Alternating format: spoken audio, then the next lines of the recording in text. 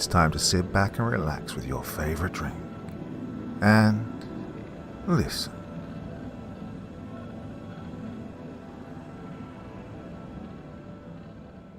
We discovered a new island in the Pacific Ocean. I'd rather die than go back there. Whenever we proceed from the known into the unknown, we may hope to understand, but we may have to learn at the same time a new meaning of the word, understanding. I was laying on my back in a calm and serene sea. Gentle waves lapped against my body and warm sunlight shone upon my face. I couldn't be quite sure just how I got here, but this place seemed oddly relaxing in a way, at least for the time. A distant chirping, or perhaps clicking, filled the void of sound, and I let out a gasp and took in my surroundings. The white-yellow light of the sun slowly but surely faded to a muted blue tone as the rest of the sky began to darken, and the water around me started to shift from a crystal-clear aquamarine to a dark, ugly shade of maroon, radiating out from the sides before engulfing my submerged and helpless body. Indescribable pain shot through me. I knew I had to wake up. Wake up! My eyes snapped open and I quickly leaned over to grab the television remote to turn off the channel that had apparently been playing all night. It was the worst nautical catastrophe to strike the Pacific, even the world, since the disaster that hit Tohoku, Japan in March of 2011. Over 13,000 civilians dead in 12 countries, with the most severely affected locations in the state of Hawaii and the insular nations of Papua New Guinea and the Marshall Islands, and infrastructure damage as far away as Sydney, Australia. As the United States and several Pacific nations reeled from this inexplicable tragedy, I stretched back in my recliner and halted the daily stream of news that had been pouring out of my television and into my ears. I had heard, but not exactly listened to the variety of pundits assigning blame to various personalities and agencies.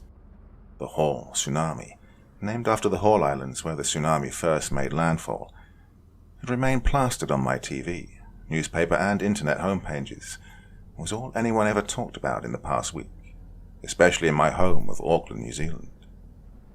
The truth was, not a single living soul could have predicted just why or how this event could have taken place, and I was one of the few people on Earth who was to become privy to this knowledge. I'd always known it might take a while for my Masters of Science in Cell and Microbiology to pan out, but it had always been a stark passion of mine ever since my family's move out here in the middle of the largest body of water on Earth, and although my parents had long ago moved back to the United States, I had decided to stay in the islands and pursue my interest in the fascinating life forms found here, products of millions of years of isolated evolution. Upon learning of the small and harmless flightless avian species of the kiwi that provides the nickname for locals around here, and comparing it to the gargantuan moa bird that towered twice as high as a man and is rumored to even have hunted human children before its extinction, New Zealand truly had a firm grasp on my attention as a microcosm of evolution for a variety of species across the animal kingdom. Even the natives of this strange and remote island were of great interest. An entirely unique culture nearly wiped out from the history books when exposed to an invading force of warfare and disease.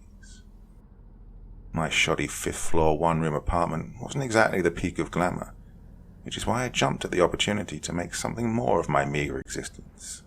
No wife, no kids, no family, very few local friends to speak of. So what did I have to lose when I was contacted on November 13th with the offer of a very lucrative, very taciturn job regarding the Hall tsunami? I was working in the biology center at the University of Auckland when I was approached with the offer. They were Americans, from what I could gather, same as me, their presence and demeanor demanding a certain aura of respect you just don't see outside of the military or law enforcement personnel. I was informed that I wouldn't be fully informed of the exact extent and specifications of the mission until I'd met with them at the American Consulate General down the street and agreed to their conditions. And I packed my bags that very night. So, you're telling me the Hall tsunami is some kind of supernatural event? I inquired a few minutes into my briefing with the same gruff-looking man who'd met me the other night at the university. Not supernatural. It just appears to be caused by forces outside of the realm of what we consider normal. What it is exactly, we're not sure, which is part of the reason your team will be investigating the epicenter of this event. He responded in a somewhat short tone. Yes, sir, but with all due respect, and I'm not sure if they informed you of this, I'm a biologist specialized in cellular and microbial life. Marine biology is not my field of expertise. You won't be examining the sea. We already have a separate team that will be dispatched for that in the upcoming days, after meeting up with you on the ground. We've discovered a small landmass that surfaced near the epicenter of the tsunami that we've designated UL 1052. I stared at the stoic jarhead incredulously, contemplating whether this was some kind of hoax or not. It's not volcanic in origin, and it doesn't appear to be seismically active. It's an ovoid-shaped island, roughly 3.4 by 1.4 miles across, and around 3.74 square miles in land area, with no significant surrounding lagoon or atoll. Fairly flat in shape, but estimated to have a sloping concave topography that rises 50, maybe 100 feet. Well, I attempted to swallow this bizarre information that was just foisted upon my mind. But, we have maps and satellites and GPS. Islands don't just appear on our planet out of nowhere. I was growing noticeably more nervous and sweaty by this point. Well, this one did, he responded in a seemingly collected and unfazed tone that told me he'd delivered this information to many before me. You don't think it's from space, like an extraterrestrial? Unlikely, considering we would have noticed a 4-square-mile rock flying into Earth's atmosphere. An asteroid of that size would be world-ending, to say the least. We know that it surfaced at the precise pinpoint center of the tsunami, down to the decimal point. We know that weather, tidal patterns, and ocean currents all remained relatively standard for this time of year, before the whole tsunami and the emergence of the island. I was at a loss for words. If what he said was true, it would completely revolutionize our understanding of geology and plate tectonics. There can be major shifts along fault lines that cause massive changes in elevation along the seafloor, and there are even cases of volcanic islands sprouting up in extremely short time periods. But an island large enough to create such a tsunami simply appearing in the middle of the ocean was certainly new to me, and I imagine most mainstream biologists as well. Your flight leaves this Friday at 0500 hours. You'll be on a commercial flight out of Auckland to Honolulu. From there, you'll be taking a charter flight to Wake Island, where you'll rendezvous with the rest of your team. The Navy will be escorting you and 15 other members to the epicenter, 160 miles southeast of Wake Island, where you'll conduct your select research and exploration that's been assigned to you for 2 weeks, after which a check of $350,000 will be wired into your bank account. I read aloud the NDA he'd handed me at the start of the briefing. The disclosing of any details of said assignment on UL 1052, or dissemination of any classified information gathered before, during, or after your contract is expired will result in death under the Espionage Act of 1917 and Sedition Act of 1918. Yep, that's correct. Any rumors of said mission or landmass being circulated online or in the media will be denied by the U.S. Navy and Air Force, and those spreading that information will be treated as criminal foreign assets and dealt with accordingly. Hawaii couldn't get to me any sooner. Truth be told, my 9-hour flight seemed to drag on forever as my heart pumped and my legs thumped in unison the entire duration of the flight, out of a mixture of excitement, fear, and anxiety. Although the money was a great bonus, my main motivation was possibly being part of one of the greatest biological and geological discoveries of the 21st century. Couldn't help but stare out the window into the pitch-black abyss of the ocean that surrounded my plane and wondered just what could have emerged from its depths. I was never one to be too terribly afraid of swimming or water, but something about deep oceans, rivers and lakes always unnerved me ever since I'd learned about some of the more unsavory prehistoric leviathans that dwelt where human eyes were never meant to view them. Upon arrival in Honolulu, it didn't take me long to meet with the suits, or rather, for them to meet up with me. Nevertheless, obtaining my bags after landing was still the usual pain in the ass. I guess there are some things even mass government surveillance can't fix. We only had a couple of hours to catch up with our fellow crew members at Hickam Air Force Base before we took off, but it was honestly more than enough time since there were only 4 other passengers on our plane, much to my surprise.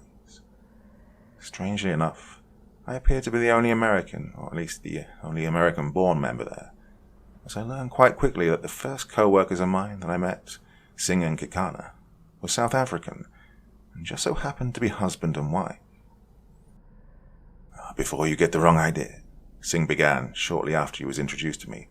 My wife was actually the first to be contracted. It's a good thing that I came highly recommended in the field, or I probably wouldn't have gotten this job. Singh began to ramble on over just how long and why they'd been working as anthropologists in Hawaii for what seemed like ages, when I decided to introduce myself to the large, and I do mean large, man that was sitting across from us in the aircraft hangar. You must be, security, I asked, making eye contact with the hulk of a man. No, he quickly interjected with a slight Eastern European accent. Marine biological scientist.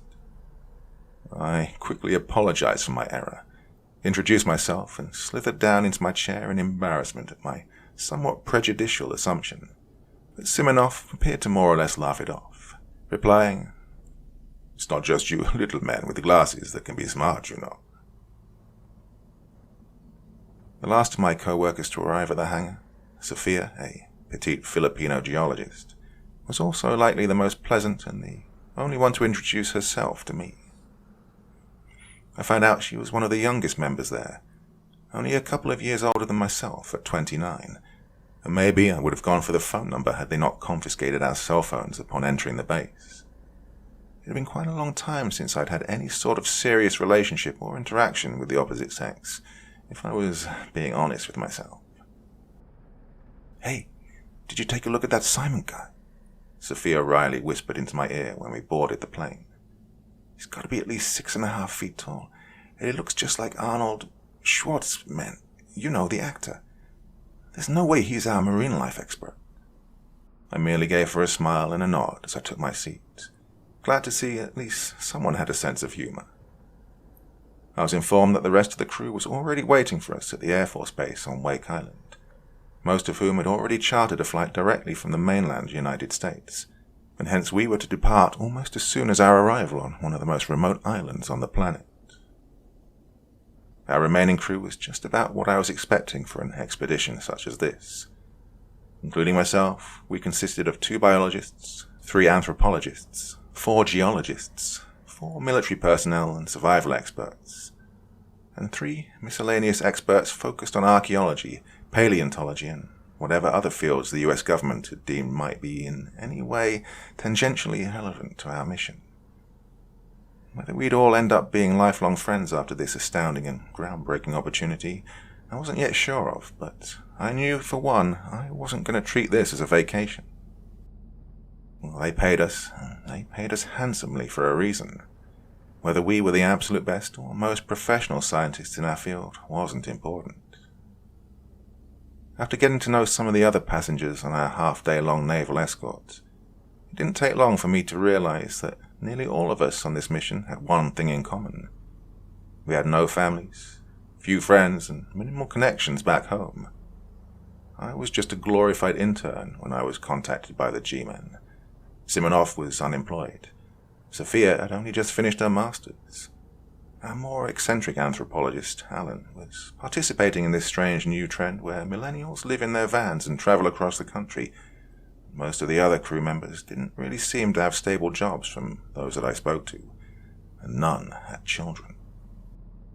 This would no doubt ensure our utmost concentration and devotion to this reasonably short expedition before the next team would be brought in. I knew that in the Marines, this kind of mentality takes months of training to achieve, but handpicking the loners and outcasts of society sped that process up exponentially. For most other, more integrated members of society, they might hesitate before risking their life to save a member of their crew if they had kids or loved ones back home, that is. Well, if the mission even came to that point. One of the archaeologists, Rick, wouldn't stop talking about how the money he was going to make from this mission was going to fix his failing marriage with his wife back home. I imagine an added bonus is that very few people would come digging in the case of any disappearances on the mission, considering we were forbidden under penalty of death of informing any outside parties to our whereabouts for the next 2 weeks. I had no doubt that the only reason Singh had been conscripted in the first place was so that he wouldn't come looking for his wife if anything happened to her, but I certainly wasn't going to tell him that. It was a slightly unnerving revelation, to say the least, but understandable. Nearly everyone crowded around the bow of the ship when someone managed to peek just the smallest speck on the horizon. I hadn't been sure what to think when I first heard of it, but I stared slack-jawed as we grew closer and closer and discovered the island was not made up of basalt or other volcanic stone like I would have expected, but nearly enveloped in a canopy of green. Grasses, bushes, and trees covered this spectacle of nature, and had I not known better, I would have thought we were back in Hawaii. "How is there?" I muttered to Sophia before trailing off.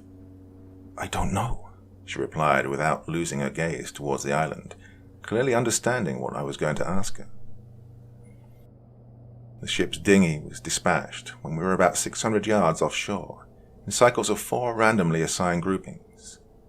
I was somewhat disheartened to hear that Sophia would be among the second group of 4 to be dropped off at the island, while I was among the last.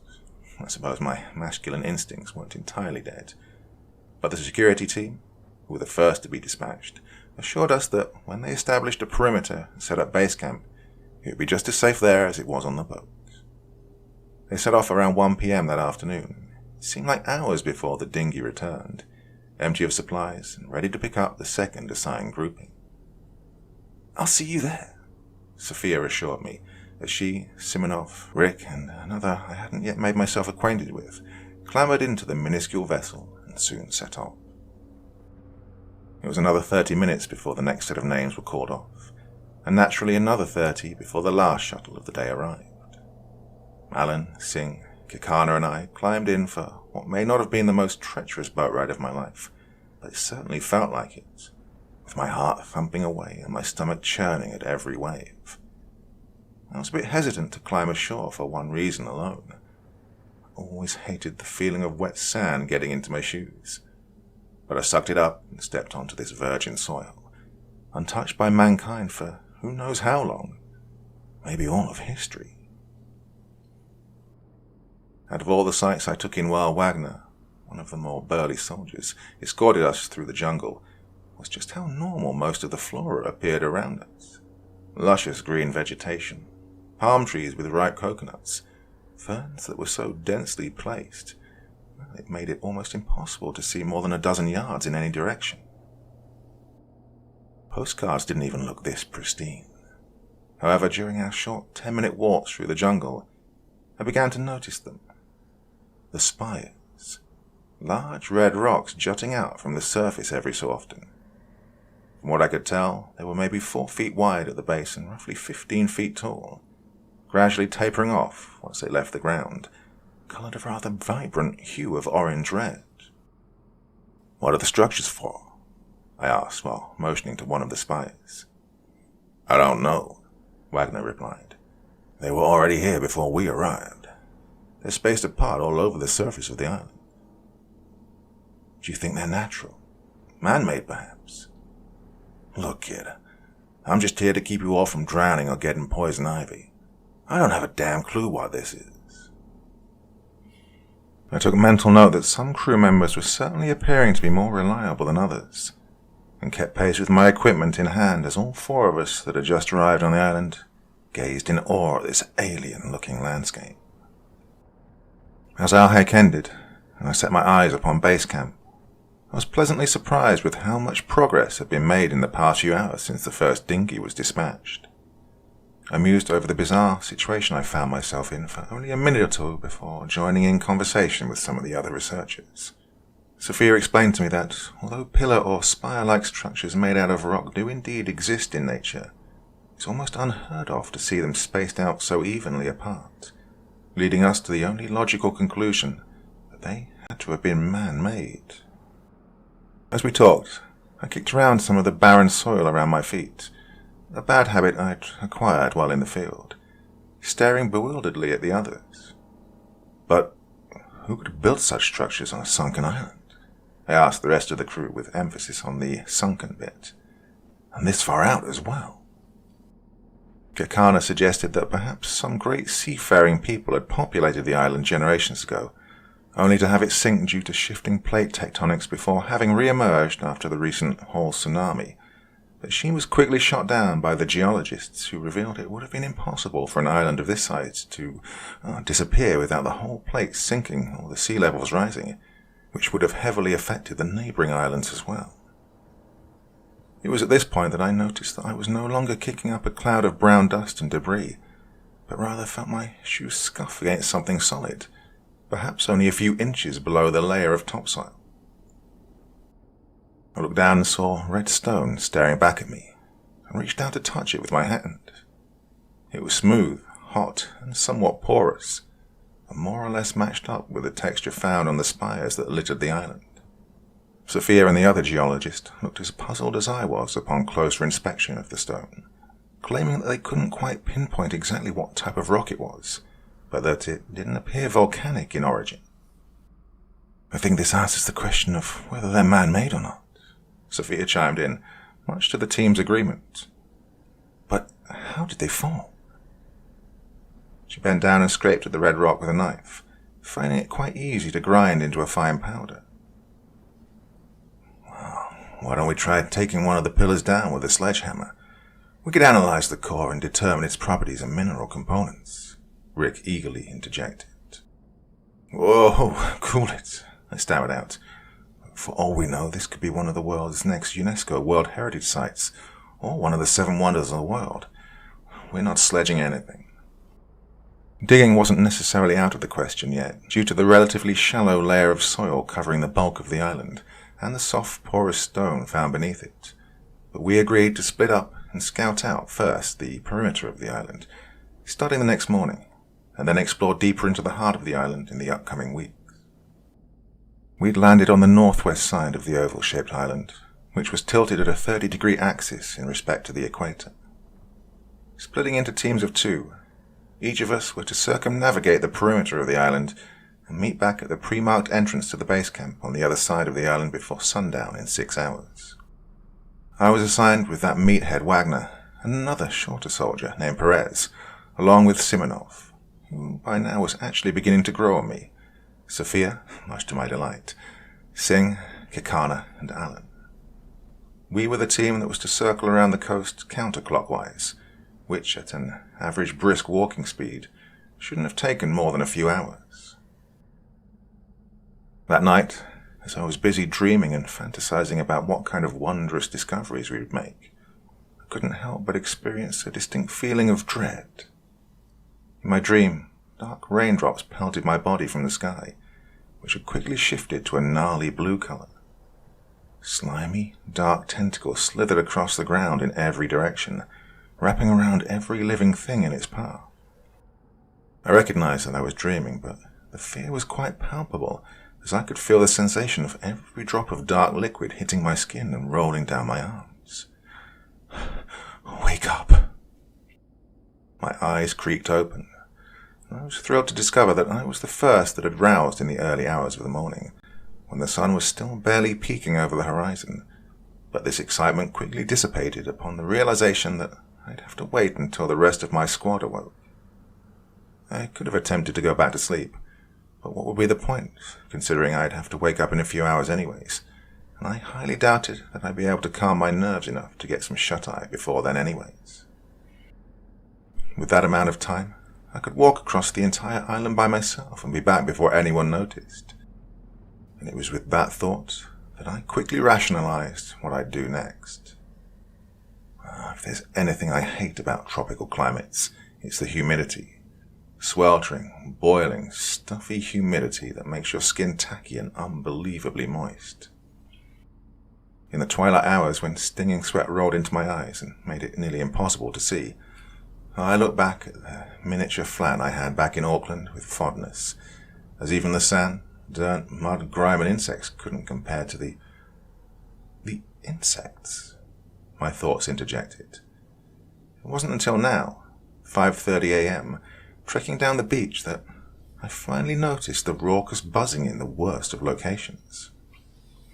I wondered just why it had taken me so long to notice the little devils, considering the creeping itching sensation I felt quickly resonating across my forearms and shins, and looked down to discover a plethora of small red bumps littering my skin.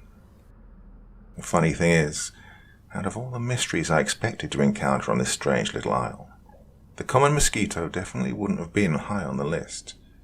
But I suppose if other terrestrial flora had somehow appeared on the island, then it wouldn't be entirely out of the realm of possibility to assume that terrestrial fauna would as well.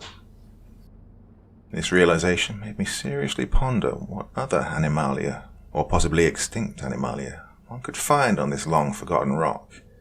It didn't take long to imagine myself getting ripped to shreds by some giant mutated Gila monster, or being constricted by a stealthy python before being forced down its horrible gaping gullet, before my mind snapped back to reality and I dismissed these silly assumptions.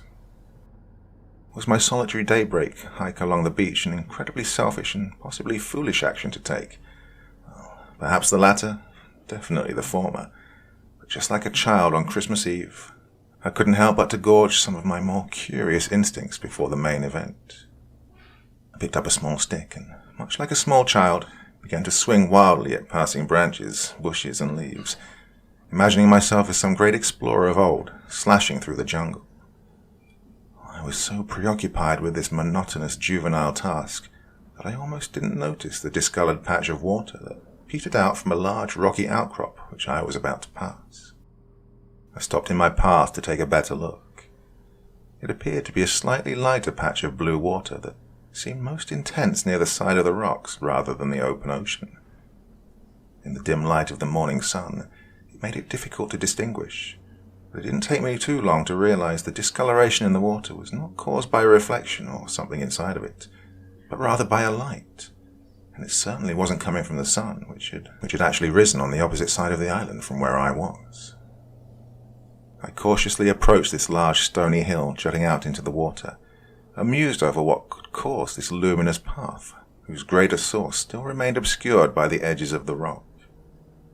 I considered the possibilities of another intrepid explorer from our expedition who might have left a little earlier than I had, bringing a flashlight with him, or perhaps a small vessel that parked itself beneath the shade of the rocks and still had its lights on. As soon as I rounded the corner and saw what was in the rocks, I threw down my stick and I ran. Yes, Alan, you heard what I said. You speak English, don't you? I blurted out a bit more harshly than I would have meant for it to come off. My agitation was a bit unwarranted, considering I was shaking my tent mate awake around 2 hours before we were scheduled to get up. But after the third time, he groggily slurred out, "What?" with his eyes half open and mouth hanging agape. I was nearly at my wit's end. "Alan, I woke up a bit early to see if I could learn a bit about the trail we were scheduled to go on today, when I found this huge rock on the edge of the shoreline, and in that rock facing the ocean was a cave." "So what?" he quickly responded before attempting to turn over and lazily swat at me with his hand. "A cave with a goddamn blue light pouring out of it." That woke up his curiosity a bit, even if his mind was still halfway in dreamland. He finally slumped forward and sat up in his sleeping bag before replying. "Are you sure it was from the cave?" Only one way to find out. By reading their faces, some of the crew were personally suspicious of me. Some were curious, but almost all were skeptical of my claims of a glowing phantom cave. I attempted to explain my reasoning further as to why we needed to leave as soon as possible, instead of at the scheduled 9 a.m. Look, we don't know if this is some kind of natural process that occurs on this island, and how long it's going to last. It could have dissipated by the time we reached there this afternoon. "I'm not skipping breakfast," Simonov said as he unfolded his arms and picked up one of our pre-packaged MREs. "Okay, I'm ready to go now," he corrected himself before kneeling down and picking up a second package. "Kid, you're not thinking straight. Let's all get our heads on right before we start breaking not only our schedule, but also our protocol. That smug and reasonably calm soldier Wagner assured me, as he put his hand on my shoulder a bit too tightly for my liking. You, I proclaimed in a bout of nerves and excitement. Why haven't you radioed this in yet? You need to inform the higher-ups now. We don't have the proper equipment for a full cave exploration, and we need to get to it sooner rather than later. I, for one, really want to see this cave, Sophia pitched in. Who else wants to see which ecosystems will develop in an isolated cave that already lies on an isolated island? Lights in those caves probably means people, Singh quickly added. Are we not the only ones here on this island? People? Alan inquired, eyebrow raised. My money's on aliens. This guy really was a lot stranger than I previously assumed, I thought, and most of the crew's facial expression mirrored my inner voice. Wagner, you need to tell your superiors about this right now, I nearly shouted as I took his hand off my shoulder and jutted my scrawny finger at his crest in a burst of confidence I didn't know I had. Doesn't matter if we tell them now, Wagner yelled, eyes ablaze. They've already known about the cave since before you got here. The entire camp fell silent as all eyes fixed upon the stoic, muscle-bound figure. Look, a few days before you were recruited, we sent a purely exploratory scouting team onto UL 1052, and we encountered the caves directly before leaving. This wasn't part of your briefing because we didn't deem it necessary information. We brought the desired equipment for cave exploration, he seemingly chided, eyes moving around the crowd that had formed around us. And besides, we couldn't contact them even if we wanted to. A few of the more nervous-looking members let out short gasps of shock before Simonov spoke up. What the hell is wrong with your radios? Nothing. The radios work just fine offshore, but for whatever reason, when we're within a mile radius of this place, well, our equipment goes haywire. Radios don't pick up any frequencies. Satellites can't transmit a jack, and with most electronics, it's a complete crapshoot whether they work at all. Compasses don't even point to north, for God's sake. Go ahead, try it for yourselves. So, you brought us all the way out here knowing we couldn't have any contact with our family, friends, or anyone, Singh exclaimed while glancing at his wife. You knew what you were signing yourselves up for. Nothing was out of the question. That is, assuming you even read the damn paper that you put your name on. Or you were just too blinded by the triple-figure payout, Wagner harshly rebuked. Technically, he said, staring around the group, we're all in quarantine right now. Nobody's leaving this island even if we wanted to, so no need to get antsy and rush the mission. Well, as red-faced and eager as I was, I knew Wagner was right. We were to eat breakfast, pack up the designated supplies, and then set off for the opposite sides of the island just as we'd intended since yesterday. If Wagner was telling the truth, then the lights in those caves weren't going anywhere, and neither were we for the next 14 days, at least. So you said it's like a glowing blue light shining out of those caves? Sophia huffed as she struggled to catch up to me and lug the 30-pound rucksack I'd seen her packing earlier. Yeah, almost like a neon blue, but it was pretty dim, maybe due to being obfuscated from the light of the morning sun. We're like 2 minutes away. You'll see pretty soon. Pretty brave of you to go running off without everyone, she beamed. Or pretty stupid, she tacked on while we trudged through the sand. Look, there's the rock now, I quickly pointed out as I could feel myself growing just a little bit more anxious, and it wasn't entirely due to approaching an isolated subterranean landscape with completely bizarre properties. I was remiss to see that Wagner had since taken the lead after we left base camp, but he probably did know a lot more about survival and exploration than I did, and I felt far safer with him and Simonov around, and I'm sure Kekana and Sophia did as well. Follow me. It's quite shallow, Wagner assured us as he rolled up his pant legs and began to wade into the water closest to the rock. We formed a line hugging the wall of rock as the water began to rise up past my shins, knees, waist, and even began to lap up to my chest. And, rather humorously, Sophia struggled to keep it beneath her chin, but after some time the seafloor began to rise again as we came up to the mouth of the cave. Is that the rock that you saw, yeah? Simonov leaned over to ask me. I don't see any lights. They were here. Maybe the sun's just too bright at this time of day. Eventually we all managed to get out of the water, most of us looking like we'd just taken a bath with our clothes on, and we crowded around the entrance to the cave, a circular moor about a dozen feet height and perhaps that same width across. However, unlike earlier, there were no spectacular lights flashing or shining of any kind. Just a dark cave with bland greyish slime covering the walls, likely made up of some kind of algae or fungus. "So, kid, you done creaming your pants?" Wagner snidely remarked. "We'll end it by the book, and after we're done wasting our time, we'll go back the same way we came and circle back around the perimeter of the island as we planned." "Well, what are we waiting for?"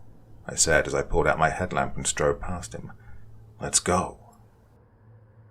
The first thing I noticed inside the cave was the smell. An immediate, acrid stench of rotten fish and a hint of something metallic, which seemed to be copper, iron, not to mention the dramatic rise in humidity that made the musk of the cave so overpowering that it felt like I was breathing in the noxious chemicals directly into my mouth with every breath, which I suppose technically was true on a microscopic level. Not the most romantic of locales, I thought to myself, glancing back at Sophia, who had a cloth wrapped over her mouth and nose with her hands. "What do you think of these cave walls?" I shouted back to Sophia after a good 200 yards of walking. The tunnel was sloped at such an angle that the cave entrance was already completely obscured behind us, with not an ounce of the sun's rays able to reach us in these depths. "The walls? I can't even see the walls or tell what kind of rock is underneath because of this junk coating everything," she replied, lifting the cloth only for the precise amount of time it took to say the words before covering it back up for dear life. "Rock? Wall?" Simonov retorted from behind me. "No, I'm pretty sure that this slime is the wall." Simonov stopped Sophia in her tracks, asking to see her bag. She reluctantly obliged, and he pulled out one of the long metal instruments that she'd managed to stuff in there, used for measuring rocks or something like that. What its real purpose was, I didn't know. "Look," he announced as he plunged the 5-foot metal stick into the side of the cave. We stared awestruck as the instrument sank 6 inches, then 9, then a foot, then went in all the way up to the point where Simonov's hand was gripping the thin metal rod, at least 2.5 feet deep. "What on earth is that?" Kikana blurted out before Simonov violently ripped the rod out of the wall, releasing an unexpected, even to him, flurry of viscous blue liquid. Simonov seemed more shocked than anyone, quickly jumping back before his legs and lower body could get plastered with this unknown slime. It seemed exceedingly hot. The steam quickly rose from the glowing puddle at his feet, and to our shock the wall began to ever so subtly undulate and quiver around the point of entry. "Didn't expect that to happen, did you?" Sophia quipped, wrenching the rod from his hand and wiping off the blue slime with the handkerchief she'd previously been pressing against her mouth. Wagner pulled out his own machete that he kept in a sheath buckled around his belt and curiously scraped it along the ground before attempting a mimicry of Simonov's stunt, finding that the ground appeared to be made of much more solid substance than the gunk on either side of us. "Hold on," I murmured, mostly to myself. "Everyone turn off your headlamps." "What for?" Wagner retorted. "Just do it," I cried out. As our headlamps went out one by one, it was quickly apparent that this was no ordinary cave, as we found ourselves not surrounded by the pitch-black darkness we would have expected. First thing I noticed was the glow of the neon blue substance that had spurted out of the wall and pooled on the floor, quickly dimming in the warm air, but still glowing nonetheless. Then, glancing all around, it was easy to see that the slime on the walls, that we'd assumed was simply some kind of mold or algae earlier, was glowing blue as well. "Well, that explains that," I mumbled, too starstruck to rub it in everyone's face. We all gazed around the gently pulsating, dimly glowing blue walls in awe, even Wagner. The texture was difficult to describe, a somewhat uneven patchwork of what looked like giant dark blue arteries, carrying what I assumed to be the luminescent liquid that had nearly coated Simonov earlier, along with lighter blue fibrous wiring that branched off in every direction, all coated in some kind of thick, translucent, gelatinous substance. I told you it was aliens, Alan said, staring at the mesmerizing, albeit somewhat unnerving pattern that surrounded us. But this time no one bothered to disagree with him. What's that? Sophia exclaimed, sticking her finger further out into the cave at a darker spot on the ground. Without saying a word, I swiftly switched my headlamp back on and jogged the 20 or so feet down the cave toward the object that appeared to be embedded halfway into the ground. With some hesitation, due to the slime layer that coated not only the floor but the object as well, I knelt down and wiped away the dark, slimy sheen, revealing a black, round object. "What is it?" Simonov repeated, coming up from behind me, as I frantically fought to pull it up from its cozy abode. It didn't take long before I'd pulled the object out of the ground with grime and sweat-covered hands, and couldn't believe my eyes. It was a helmet, a rusty military helmet, and on the side was printed only one word in faded letters: Spetsnaz. Part 2. Spetsnaz, Simonov repeated, patiently explaining to the team. They were Soviet and later Russian special forces. Think of them like your US Marines. So what in the name of all that's unholy is some commie Spetsnaz helmet doing way out in the glowing tunnel underneath the island that only just appeared on the face of the earth a couple of weeks ago? Wagner grilled him, perhaps a bit too hard considering he seemed just as confused as the rest of us. I don't know, man. Who knows if it's even real? Normally they don't even print words on the side of the helmet like that. We've been monitoring this island like a hawk ad nauseum ever since the whole tsunami, and we'd know whether some deranged Russians tried to sneak past us, which means only one thing. Looks like the Russians were here at some point before us. Hey, I interceded, attempting to calm the situation. Let's just keep on moving. Obviously he doesn't know any more than the rest of us. Is that really important right now? Besides, I see something else up there as well, I told him, pointing up about 20 feet ahead of us. I swept aside my pity for Simonov, who, in my eyes, was an unjust target of scrutiny because of, his nationality, and carried on down the tunnel while grasping the Spetsnaz helmet a good foot away from my body, not wanting to further contaminate any artifacts found here. But I quickly realized that wouldn't be much of an issue. My head turned towards the floor, as my lamp shone upon an abundance of strange items littering the floor of the cave, which at this point I was questioning whether it was even a cave at all. A helmet here, radio there, body armor, boots, gas masks and more were strewn across the ground in a haphazard fashion. Their condition was congruent with, or more deteriorated than the helmet we'd stumbled across only minutes earlier, and almost appeared to be, digested. For the helmets I saw on the ground, they appeared to be irreparably rusted, while the body armor and uniforms had massive patches missing or severely eaten away, leaving only fibrous strings gingerly holding the pieces together. Whether it was due to natural degradation or some kind of chemical process seen only in this unearthly cavern, I couldn't tell for sure, because this wasn't exactly my line of expertise. What the hell? I muttered as I sifted through the remains of some god-forsaken mission consisting of helmets, gloves, vests, pants, and jacket. As I coughed out the foul air after my brief jog, nearly gagging on its stench this far into the tunnel, I called out to the rest of the crew to further investigate. Winter accessories, Simonov muttered, shuffling through the fatigues. Perhaps they were washed in by the tide. It didn't take me long to realize he was right. All of the items of clothing we'd found here, and there were a good amount, seemed to be suited for Arctic training, combat, and exploration. Well, whatever it was those poor Ruskies were doing on this god-forsaken rock in the first place. Scanning over the clothing myself, I quickly realized that they were, in fact, of Russian origin. Almost all of them were eroded or shredded beyond repair. Once Simonov was done rifling through the remains of our doomed predecessors, he placed what he was carrying into my arms and turned back towards the rest of the group. I think we should be leaving now, Simonov advised, wiping the grime from his hands onto his shorts. "I second that," agreed Perez, who was by now backing up towards the end of the pack. Well, we practically jogged back the way we came, eager to escape the lost passage from hell, although I wasn't all too thrilled with having to carry the artifacts that we'd discovered. The walls of the pathway seemed to be growing brighter and brighter by the second, bathing our faces in the luminous azure hue, while simultaneously they appeared to be vibrating and undulating faster and faster.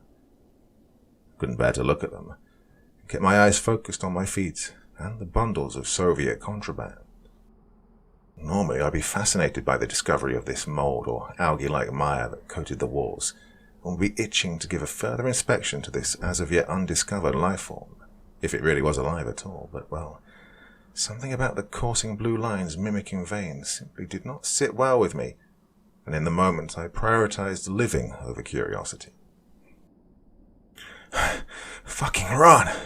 Wagner shouted, as we nearly broke into a full-on sprint. Sweat was now pouring off my face in buckets, absolutely coating my back, chest, arms, and even crotch, mingling with the seawater that had yet to completely dry from our earlier stint through the shallows. I was never one to be a record setter for the 100-yard dash, especially uphill with a backpack full of supplies and arms full of garments. But the adrenaline coursing through my body made me feel light as a feather. I was suddenly jolted to reality as I roughly slammed into something large and unwieldy. Simonov didn't even look back at me after our collision, but I certainly looked up at him. "Why'd you stop?" I asked, moving around him to get a better look, but no one responded. Well, they didn't need to. What stood in front of us was a rounded clump of bright blue goop, which seamlessly melded into the walls around us. The opening of the cave was sealed off so smoothly and so uniformly that it was almost as if it was never even there at all. It took us a few minutes of deliberation before agreeing to continue into the cavern, hoping against hope that another exit could be discovered on another part of the island, or whatever this place was. Sophia was rather adamant about staying behind alone at the now walled-off cave entrance in case it opened back up again, but after some convincing, I managed to get her onto the bandwagon with the rest of us. Our retreading of the path was far more solemn and quiet than the first time around, and by this point I'd already discarded what I was holding, figuring our lives were more important than some Soviet relics, and shockingly the walls had ignited to a vibrant neon blue, rendering our headlamps completely obsolete, which most of us had turned off anyway to conserve battery. I still saw the same strange patterns pulsating across the cavern's interior, and it still gave me the same unnerving feeling when I first saw them. As we trotted along, noticeably more jittery than at any point since we'd landed here, I began to spot them. Deep inside the glowing translucent walls of the cavern, there were what looked like small black patches strewn haphazardly here and there.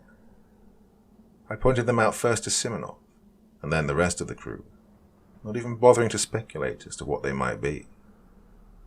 As we furthered our descent both deeper into the island and deeper beneath the surface, I found out that they were not patches, nor were they small as I first ascertained upon my initial glance, but rather globules of free-floating reddish-black objects. They seemed to be getting closer and closer to the surface the longer we walked, and after walking for what I estimated to be about 500 yards, they were practically bulging out of the walls, creating a strange and unsettling contrast with the rest of the tunnel. Wagner was about to poke at one of the strange dark objects embedded on the right side of the wall with his machete, when Simonov grabbed his arm. "Don't even," Simonov warned, and Wagner looked at him with a look of understanding on his face, appearing thankful that someone had stopped him from such a reckless act. Whatever it was, messing with the ecosystem in this alien environment was not a very splendid idea, considering that the contraction of our previous entrance may or may not have been related to the acupuncture Simonov performed on the side of the tunnel. After another 15 minutes of walking or so, the dark pockets began to peter out, but we made what was possibly the most shocking discovery of the day. As the walls of the tunnel began to widen out, and the ceiling started to slope upwards, we came upon the mouth of what seemed to be an even bigger cavern than the one we were in now. The glowing blue jelly was relegated to the roof, hundreds of feet above us in this massive cavern, raining down light almost like an artificial sky which stretched as far as we could see. The reason our vision was impeded was due to a plethora of large rocks and stone structures that expanded nearly to the edge of our eyesight, perhaps further. The ground also seemingly morphed from the smooth, faux-organic material from earlier in the tunnel to dirt and red rock, not unlike that found on the surface. But by far the main star of the show was the number of large stone pillars that lay across this place, some standing upright, others leaning on each other, but most completely flat along the ground or crumbled into dust and mixing with the ashen earth at their bases. And I wondered if they could quite possibly be related to the red stone spires we'd discovered on the surface. Without saying a word, I ran to the lip of this new cavern's entrance and started to half-sprint, half-slide down the hill that remained our only obstacle between this new mystery to be unraveled.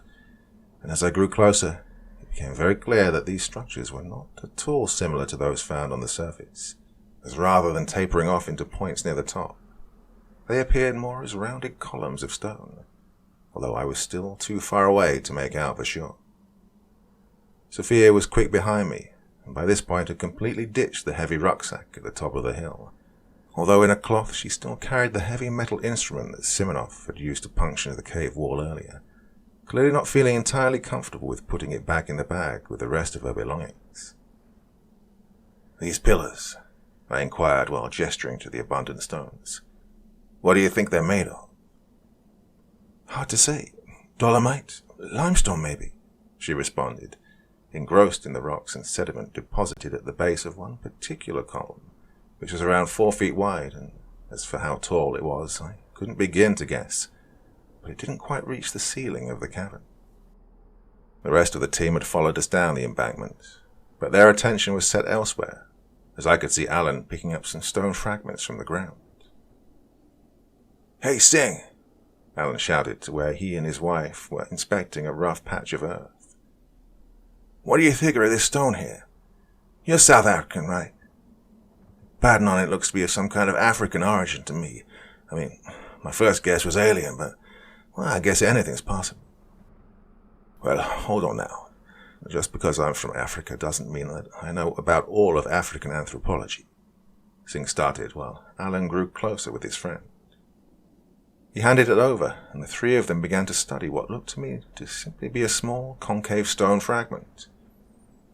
"Actually," began Kakana, grasping the stone in her hands, "it is African. Egyptian as a matter of fact.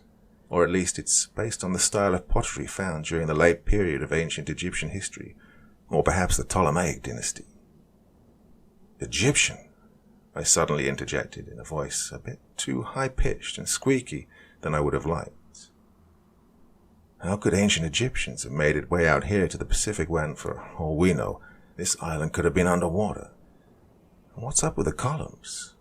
Are they Egyptian too? "Not Egyptian," Singh trailed off, sliding his bare hand across the subtly ribbed surface of a nearby pillar. "They look, to be Greek, actually." Well, at this point my head was spinning. How in the world could ancient Egyptians or Greeks have made it to the bioluminescent cavern of a lost island in the middle of the Pacific Ocean? I thought to myself.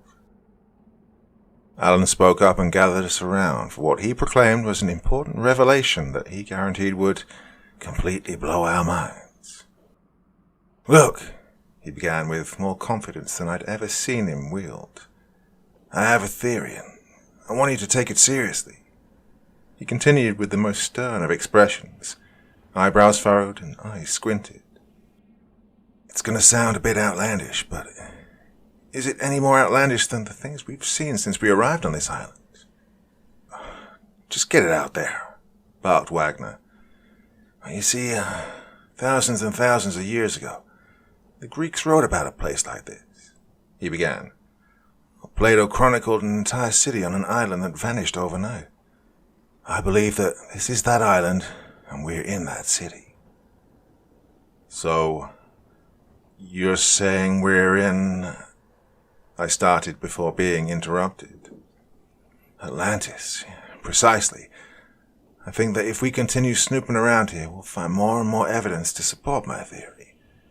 Everything lines up so far, only I don't believe that the city sunk into the ocean. I think the city sunk into the ground, and then the island went into the ocean. Really? Then how do you explain the Soviet fatigues? Winter fatigues, nonetheless. And what the hell is Atlantis doing way out in the middle of the Pacific Ocean? Shouldn't it be in the Atlantic Ocean, considering its name? Well, here's what I think. You can take it or leave it, Alan continued while beginning to pace back and forth around the pillars. We all stared at him dutifully. This place, this landmass, it clearly didn't just pop into existence the other week during our nation's worst tsunami in history. Well, how do you figure it got here? And in pristine condition, too. He looked around the group and locked eyes with me in particular. That's right. It was moved here from somewhere else. I don't think this is a natural island at all. Just look at that tunnel we came out of, the glowing ceiling above our heads. I think this place is a vessel that came from out of this world. Alan concluded, looking somewhat satisfied with his brusque dissertation. The group fell silent, before immediately erupting in a squabble of accusations of absurdity on the part of Alan, who stood unfazed by our mockery, completely content with his proud logic. Singh and Kekana hypothesized that perhaps the island was settled by ancient Greek or Roman sailors who got lost on the way to India or elsewhere in Asia. Sophia was still occupied with studying the structures and rubble that towered over us, and said that she couldn't tell how old they were due to unnatural erosion patterns, but it could have been anywhere from hundreds to thousands of years old, and she assured us it certainly didn't look like a hoax to her. Stop wasting your time with your Discovery Channel bullshit theories. Wagner cut us all off. This place wasn't created by aliens, but it does, however, have Rusky fingerprints all over. Wagner ended his sentence abruptly as most of us took sight of something slithering around the pillars around 40 feet away from our circle. Something that could only be described as alien. Wagner and Perez immediately stepped forward, guns raised, as out from between two faded tan pillars the thing stepped, or, more aptly, splashed out from the shadows. Between the duller bright blue light shining from the ceiling and the light from our head beams, we were able to make out the same reddish-black blob we'd encountered cocooned in the gelatinous walls of the tunnel. It had a somewhat smooth and rough surface, but the best way to describe it would be if ferrofluid was being stretched in all directions simultaneously while attempting to locomote in any given direction. As this curious, horrid creature began to slink from between the pillars, we noticed it left behind a thin, inky black trail in its wake, and it let out the most horrid combination of clicking, chirping, and scuttling noises, something I found akin to nails on a chalkboard, and which I found quite odd since I couldn't spot a single orifice or organ on the creature, with the exception of slimy black tendrils which shot out and attached to any and all neighboring objects within a foot radius around it, including the neighboring pillars and the ground.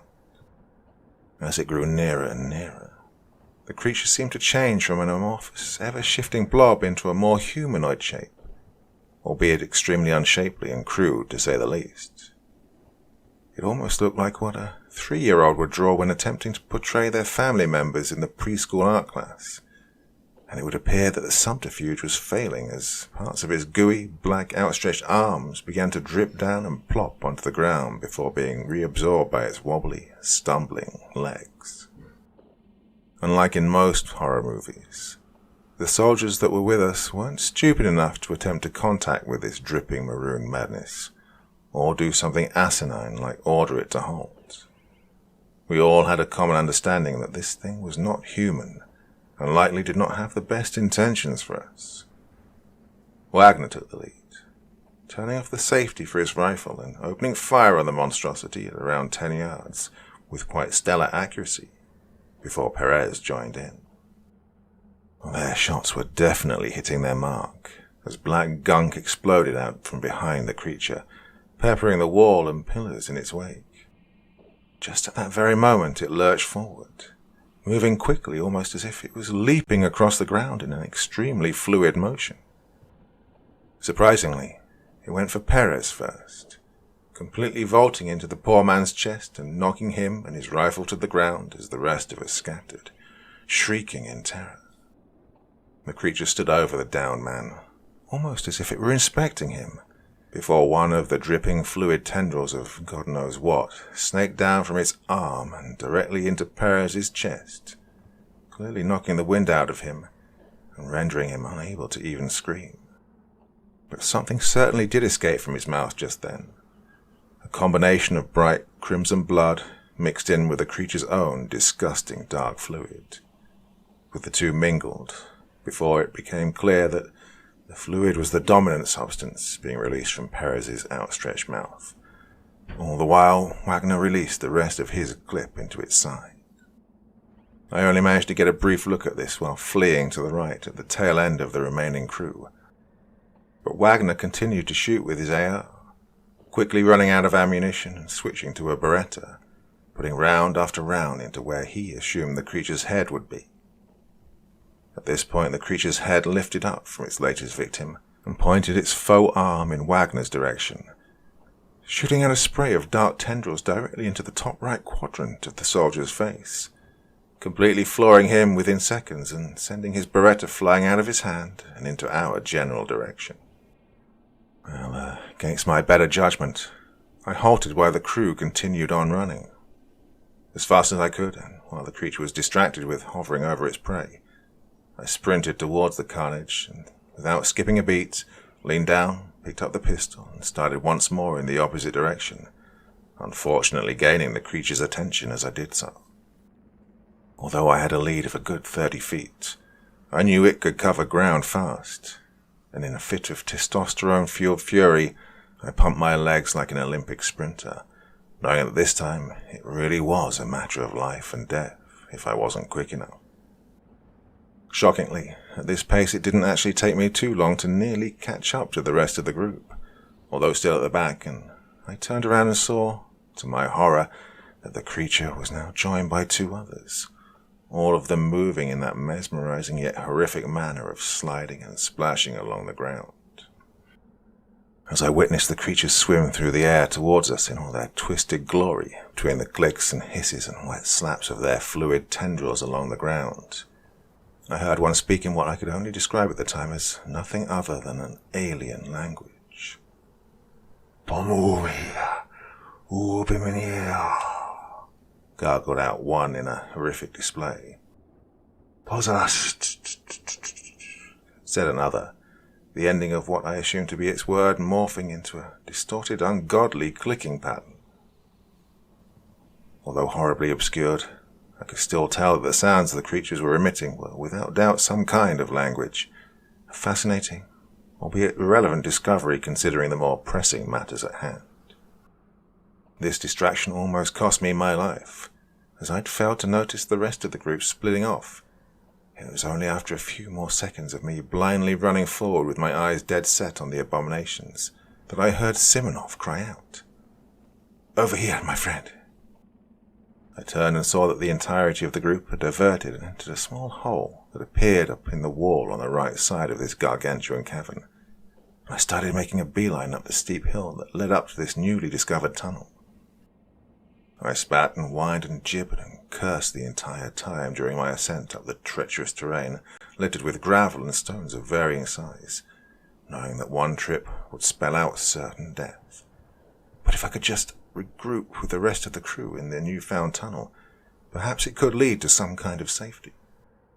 However, I peered up and saw that the entrance to this new tunnel was very quickly beginning to contract from the outside in, closing in with a material not unlike that we'd stumbled upon at the entrance of the very cave that trapped us in this hell, and hence my brain furiously sent signals down to my legs to drastically pick up the pace, even if I already felt like they were about to snap at any second.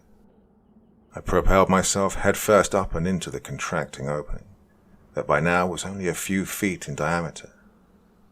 I almost felt like I'd look back to see oozing dark maroon tendrils grabbing my leg and dragging me back into the fray, but thankfully I landed on the other side. frantically scrambling deeper on my hands and knees, hacking up the stench that was coating my lungs. I looked back and saw that one of the creatures had shoved its head into the opening, which by this time was the size of a basketball. "Ubaimina," the creature croaked out in the most horrific of displays. I saw Kikana, Singh, and Sophia clutching their faces in terror, right before Simonov, wielding the metal rod from earlier, smashed it directly into the head of this abomination, sending a spray of inky gunk flying out of the hole, leaving nothing but black and red residue to slide down the now solid wall of flesh that had closed us in yet another catacomb. "I know I shouldn't have signed up for this, man," Alan repeated to himself, pacing back and forth. "Why on earth did I ever trust the government in the first place?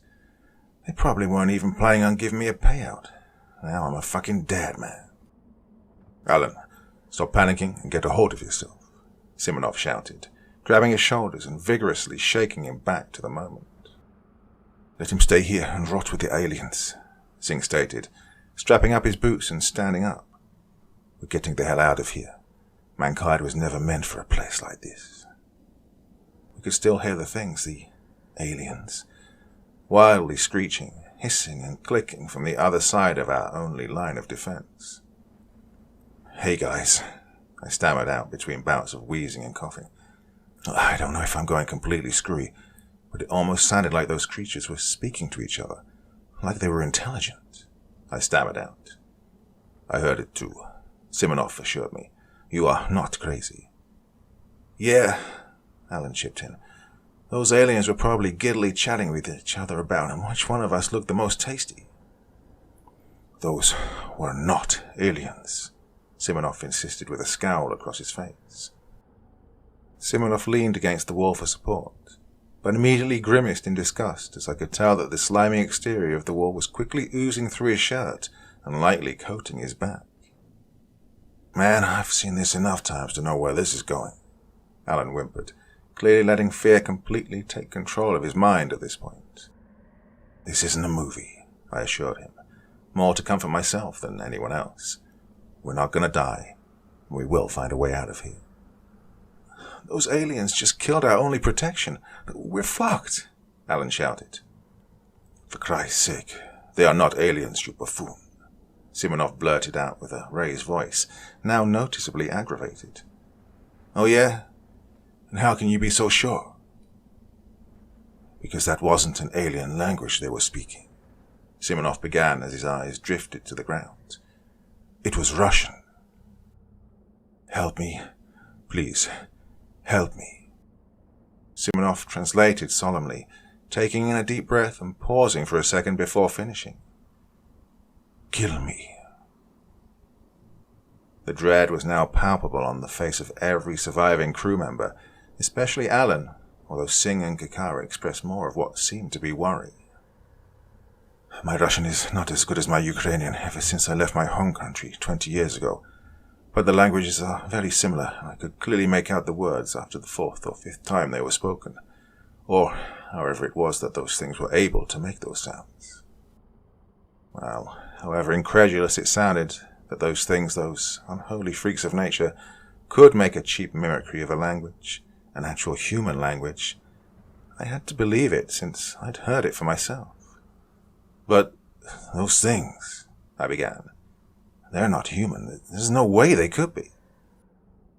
"Maybe not anymore, but I think this answers our question of what happened to the missing crew, the Soviets," Simonov replied.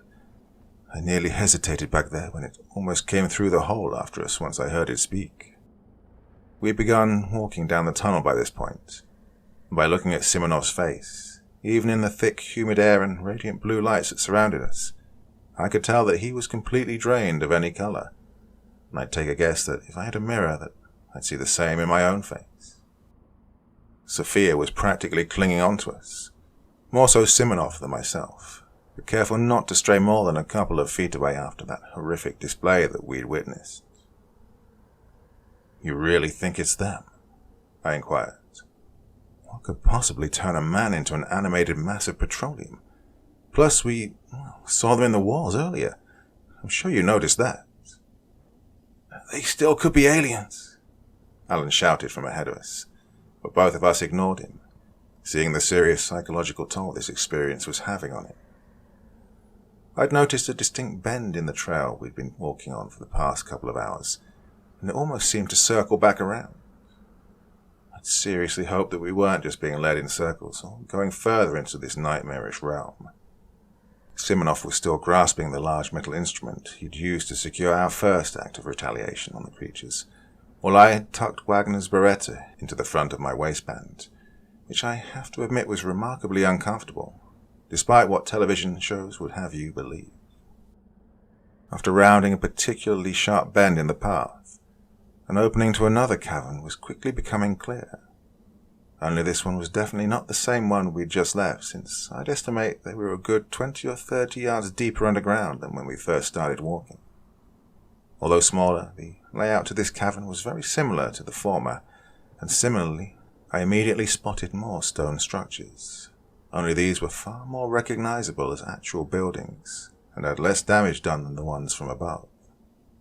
We cautiously poured out from the tunnel, rapidly missing whatever false sense of security it had provided for us, and peered around the ruins.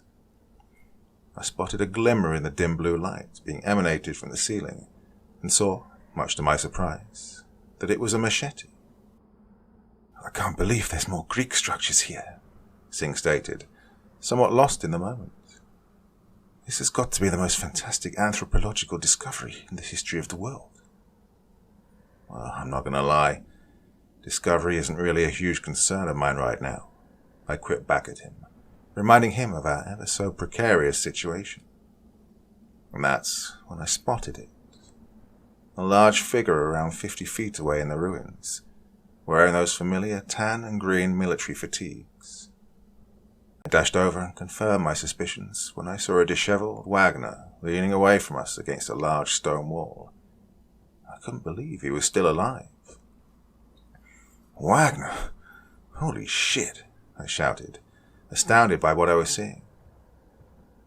The figure then turned to face us, revealing a scene that can only be described as a living nightmare. "Holy shit, man," I repeated, only the tone and emphasis of my words expressed an entirely different attitude than before. The upper right portion of Wagner's face had bloated to extreme levels you wouldn't expect to see outside of an emergency room. Thick black veins ran up and around the new growth on his head, trailing down to other parts of his face, neck, and Lord knows where else. His eyes had taken on a cloudy sheen, but I could still make out bloodshot sclera, only instead of red veins they were closer to black in color, matching that found on his face. Dark fluid leaked out of every orifice, leaving trails of shadowy liquid smeared across his face, hands, and uniform, and what parts of his skin I could see that weren't covered in bulging black veins or the oily substance took on the pallor of a corpse. "Jesus, Wagner, what happened to you? Where's Perez?" "Perez? Perez who?" Wagner hoarsely replied before getting his bearings. "Oh, a little guy. They grabbed him already, but he's fine." The rest of the group had approached now, their heads cocked in confusion, only with terrified expressions plastered on their faces as well, clearly overshadowing the puzzlement. "What? Who took him?" "Anyways, has anyone seen my car keys?" Wagner droned on, completely ignoring my questions, seemingly in a daze. "Oh, my arm has been killing me. I really think I gotta see my doctor." He interrupted his own sentence after being wrapped up in a raucous coughing fit, ending by wiping his mouth with his sleeve, leaving a trail of black ooze smeared across his face. "Wagner, we're going to take you to see a doctor, I promise, but first we have to get off this island." "Island?" he rasped in a quizzical manner. No. I came back from the island weeks ago." His face suddenly took on a look of extreme confusion. "What are you guys doing in my house, anyways?" Well, the man had positively lost his marbles, I thought, not knowing whether he was ever going to be okay again. Wagner pushed himself away from the wall and opened his mouth to speak, but instead of words, a volley of reddish-black tar came pouring out of his mouth like he was a freshman who'd had too many beers at his first house party. It pooled on the ground at his feet, and Wagner lifted up his face to take a look at us, peering down and noticing what I was holding in my hand. I can't speak for the others, but I was certainly at a loss for words. "Hey, kid," Wagner started. "What are you doing with my machete?" At the end of his sentence morphed into a rapid clicking sound as he attempted to eject the words from his vocal cords. I immediately took a step back in shock. "What's happening?" he let out, as black slime drooled down his lips and added to the shimmering puddle. Taking a cue from the rest of the group, I slowly started backing away with my arms outstretched in a defensive posture. "Wagner, stay right there. We're going to come back with some help for you, okay?" Simonov stated in a lie so obvious I wondered why he even bothered in the first place. "Wait, don't go. I don't feel very good," was all he was able to get out right before another jet of the same reddish-black fluid shot out from his mouth in an impressive display of projectile vomiting, which I had to swiftly part my feet away from to keep from getting soaked. "Wagner, stop," I ordered, as he slowly stumbled after us in a drunken manner, although I could tell that he wasn't completely incognizant as of yet. "You need to stay here. You can't come with us right now. I don't think it's safe for the rest of the crew." No, you have to get me out here, please," Wagner wailed, as his voice quickly deteriorated into a garbled mess of clicks and chirps, almost sounding like a human being attempting to imitate a cicada on a warm summer night. He reached his arms out towards us, and I noticed the oozing black blemishes that littered his skin underneath the sleeves of his arms, and I knew for a fact that I wasn't letting him anywhere near me. I looked over to the group and saw that, without a word, Sophia had already taken off, and I motioned for the rest to follow her, and once more we began our sprint through this cursed place. I didn't know how long my stamina would last, or how long my body would put up with this before it collapsed under sheer exhaustion, but that was certainly a preferable option to the alternative. Where? Wagner, or at least the thing that used to be Wagner, screamed at us, running after us in a fury, the black tar dripping from his body like sweat off a star athlete.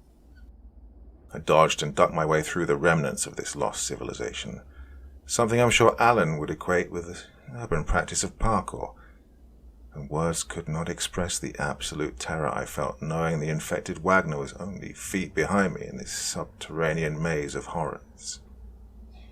The very last words he said to us while chasing us through the darkness of the ruins have stayed with me ever since. "Don't run away! Don't run away!" Wagner screeched in a rather pitiable tone. The most disturbing aspect of it was that he didn't seem to be angry or violent or aggressive. He only seemed to be absolutely terrified like us, and I imagine in an immeasurable amount of pain and suffering. "Don't run away! Don't run!" He was abruptly cut off as I turned around to see him trip over a stone column that lay flat along the ground. He broke his fall with his forearms, but his face still smacked against the dusty ground, sending a wave of black ooze splattering onto the floor from his face, almost as if someone dropped a carton of milk. As he crashed to a halt in his own muck, I saw that it seemed as if his right arm had actually broken off halfway down, revealing nothing inside but the very same gunk and slime that the creatures we saw earlier were made of, who somehow kept the arm attached in one piece despite its mangling. Even though the threat of Wagner seemed to have been dealt with on its own, we continued running, and I knew that I for one was merely seconds away from gagging and expelling the contents of my stomach. I carried on with a combination of fear and disgust and terror and guilt, but I rationalized to myself that there was nothing we could do for Wagner at this point. With any luck, we lucky few could escape these underground depths with our lives and never visit this island again. In fact, I planned on staying away from islands altogether in the future. Maybe moving somewhere nice inland like Montana or Wyoming. "Here!" Sophia shouted from the front of the group, pointing at another tunnel entrance in the side of the cavern. It couldn't have been any worse than trying our luck in the Greek city with the half-dead plague man, so I hedged my bets and entered after them. "We'll send a retrieval mission for Wagner once we get out of here," I panted out to the group, trying to justify our monstrous actions. Right now, our priority should simply be to get out of here and let the world know what we've seen. But it didn't seem like anyone was absorbing my words, as I saw that once more they'd all come to a halt shortly in this tunnel. Simonov let out, the first time I'd heard him speak in his mother tongue. They gathered in a half circle facing the wall, huddled around something that seemed to be of great interest, or at least interesting enough to briefly forget about the oozified Wagner. I could tell that they were shocked by their expressions, but at this point I assumed that nothing could truly terrify me more than anything we'd seen already. But I was wrong. What is it?"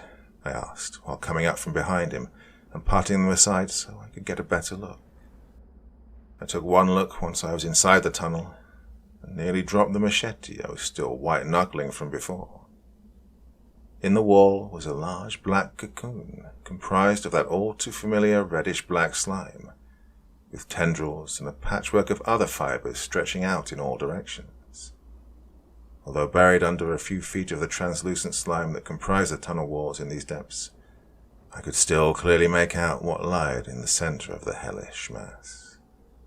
The bloated and butchered face of Perez gazed out from the substance's embrace, his mouth fixed open in a noiseless scream, and glazed-over eyes bulging out of their sockets.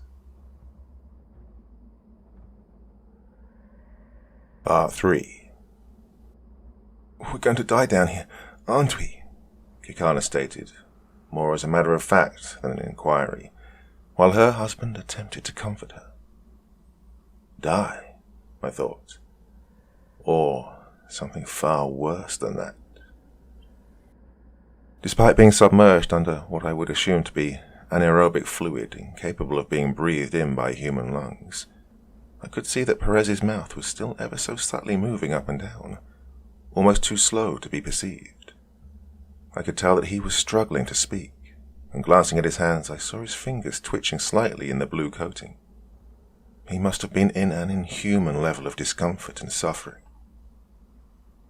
"He's still alive," I spoke up and slowly approached his not-so-permanent resting place.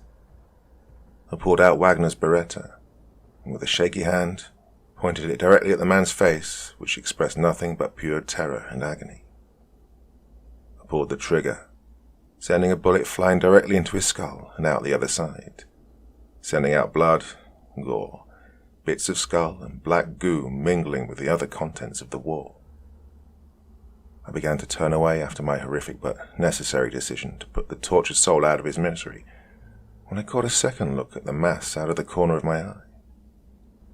The black clump was now visibly writhing and vibrating, first only slightly, and then more vigorously with black, slimy tentacles of ooze sliding up and over Perez's still blindly spasming face, filling in the cavities of his mouth, nostrils, ears, and even eyes.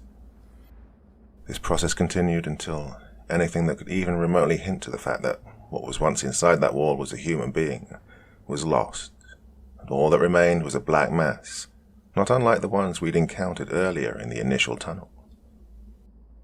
"I don't think that a retrieval mission is going to be fruitful at this point," Simonov bluntly stated, and the rest of the crew solemnly agreed.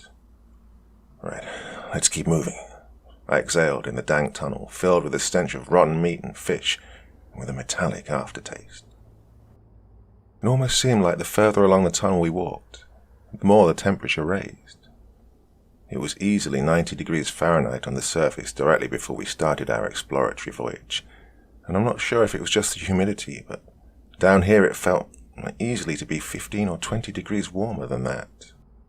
The air nearly felt like there was a fine mist suspended throughout it due to the extreme humidity, and whenever I wiped away sweat from my forehead, especially the region around my eyes, it seemed like a new layer had formed before my hand even returned to my side. I almost considered removing my shirt or other layers due to how disgustingly wet and dirty I felt from the inside out, but I didn't want to expose any more of my bare skin to what other horrors may be lurking down here in the dark. After another 20 minutes of travel through this particular tunnel, I checked my watch and found it hard to believe it had only been a few hours since we'd first entered into this abyss. It felt like a lifetime. If so many horrible things had happened to us in such a short time frame from when we arrived, who knew if we could even have survived an hour more down there? Or possibly even days, since that was when the next queue was scheduled to arrive. The tunnel had an obvious upward slope, unlike the last two we traversed, and I just now noticed the physical toll all of the adrenaline and sprinting had taken on my body in the last couple of hours, as I felt my muscles burn with lactic acid. But I knew that resting, even for only a few moments, could be death in this place. I almost sighed in defeat when we came upon an entrance to yet another large cavern, knowing that whatever was in here probably meant nothing more than additional running and terrors yet to be seen. But I quickly deduced that this was most likely the same main cavity that we'd escaped the creatures from, which held the bulk of the ruins we'd seen so far. "Those things could still be lurking out here," Sophia said, her nails digging into Simonov's arm. "Well, I'd rather face an army of those before I could look at Wagner's distorted face for even one more second," I retorted, and at the time I truly meant it. Wagner's fate, as well as that of Perez, was something which sent shivers up my spine, even in the disgusting hot, wet muck of the tunnels. To lose your life, to die, even to die horrifically was one thing, but the transformation and total loss of your humanity was not so easily grasped. This was the opposite of brain death, as rather than the body remaining intact or the mind melted away into oblivion, the body was hijacked and rendered useless to the host while the mind was taken along for the ride. A helpless passenger in its own body turned prison. We were clearly on the opposite side of the massive cavern, however, as I didn't recognize any of the terrain around us, and most of the ruins this side actually looked to be in much better shape. Full buildings were visible from where we exited the cave, and can't be described as anything other than what you'd see in a textbook describing some of the cities of ancient Greece or the Mediterranean.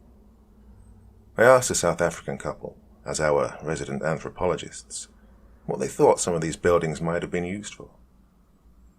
"Well, that one there with the arched entryway was like a public bathhouse," Kikana pointed out as we walked through the ghost town.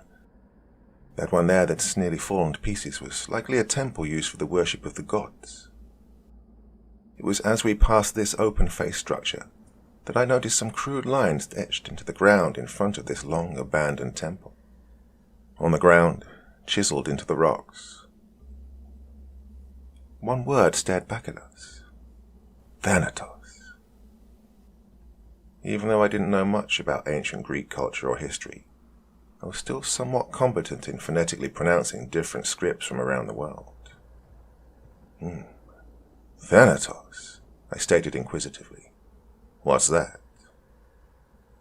"Well, literally translated, it's a Greek noun meaning death. But Thanatos is also known as a figure in Greek mythology depicting death," Kikana spoke up. "What, like Hades, a second ruler of the underworld?" I inquired, that explanation making a lot of sense to me considering where we were. "No, not like the other gods. More of an anthropomorphized version of death, similar to the Grim Reaper depiction as we see today," Singh corrected me, seemingly pretty eager to get a word in. "So what? They were praying to it or something? Hoping that death would spare them in this godless corner of Earth?" I mused, over to the group. "Maybe," Simonov said while crouching and running his hands against the rough stone on the ground thousands of years in the making. "But maybe. I find it more likely that they were praying for death to take them before something else did." We had positively no clue on where the hell we were heading or what we were doing in the middle of the subterranean ruins, But needless to say, we were shocked when another haggard figure came stumbling out of the darkness. The bioluminescent ceiling had dimmed to a dull presence some time ago, and we'd since switched back to our headlamps. So the moment my light shone upon the intruder, I immediately pulled out the pistol I had in my waistband and pointed it at the figure before realizing that it was indeed a fellow human, at least for now. "Who are you?" I shouted, not yet lowering my gun from chest level. Wait, he shouted back, defensively raising his arms above his head. "My name's Rick. I was on your boat." "Rick, the archaeologist." Alan spoke up for the first time in a while. "What are you doing here? Where's the rest of your group?" "I'm the last one," Rick frantically murmured, lowering his hands to shield his eyes from the light of 6 headlamps directed at him on full power. "We need to go now." "Whoa, what happened?" I probed. "We found a cave about 10 minutes into our walk across the island. We went in to investigate, but we were attacked by these things. These disgusting fucking creatures," Rick shouted as he came nearer, and I lowered my gun. "Yeah, we saw the same things," I bellowed. "Those slimy dark red things that move like a liquid across the ground. So the rest of your team, they're dead?" "No," he roared, his voice amplified by fear and dread. "They didn't kill them. Those things, somehow, for some reason, I don't know, they picked up the other 7. They shoved them into the goddamn walls." His voice was now quivering with every syllable, and I noticed the trembling throughout his arms and legs. "I tried to go back for them, but I had no choice. They cut off the opening we came out of, and when I looked back, the crew were all coated in that same liquid, screaming out to me even while we still shoved into the..." And right at that second, we all heard a sickening, crunching, popping sound, and looked to see that a slimy black tendril slipped out of Rick's midsection. We shone our lights behind him to behold a very large creature, nearly 10 feet tall, that had penetrated his lower back and exited his stomach with its arm before pushing him aside and approaching our group. I immediately went for my gun, pointing it towards the thing and pulling the trigger. Click. But nothing happened. I knew the clip wasn't empty, as I'd checked multiple times on our most recent hike, but my unfamiliarity with firearms and the chaos that was playing out made it almost impossible for me to properly assess what the problem was. I turned and looked to see that the mega creature had trapped Sophia in one of the corners of the ruins, and I quickly took off after her, fumbling to grab my machete and place the gun back in my waistband at the same time. "Sophie!" was all I managed to get out before shamefully tripping over my own 2 feet, sending my arms and legs splayed across the ground and projecting my gun into the air in front of me, careening several yards before sliding across the dusty ground and coming to a halt. By some miracle, the gun had managed to slide all the way to Sophia's feet, and thankfully the girl had the wherewithal to grasp the weapon and point it at the thing that slunk ever closer by the second, although her arms were so badly shaking that I feared the gun might loosen from her grip entirely as she struggled to make eye contact with the abomination. "Sophia!" I shouted after her. "Shoot it! Pull the trigger!"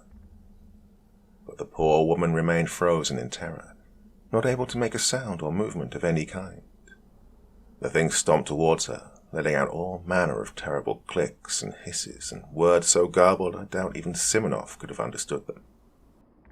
I desperately wanted to run over and rescue her like all the brave heroes would do in the movies, but I lamented that there was simply not enough time, and the odds were dangerously stacked against me. "Here!" Simonov bellowed towards her while waving his arms, desperate to intervene. "Sophia, throw me the gun."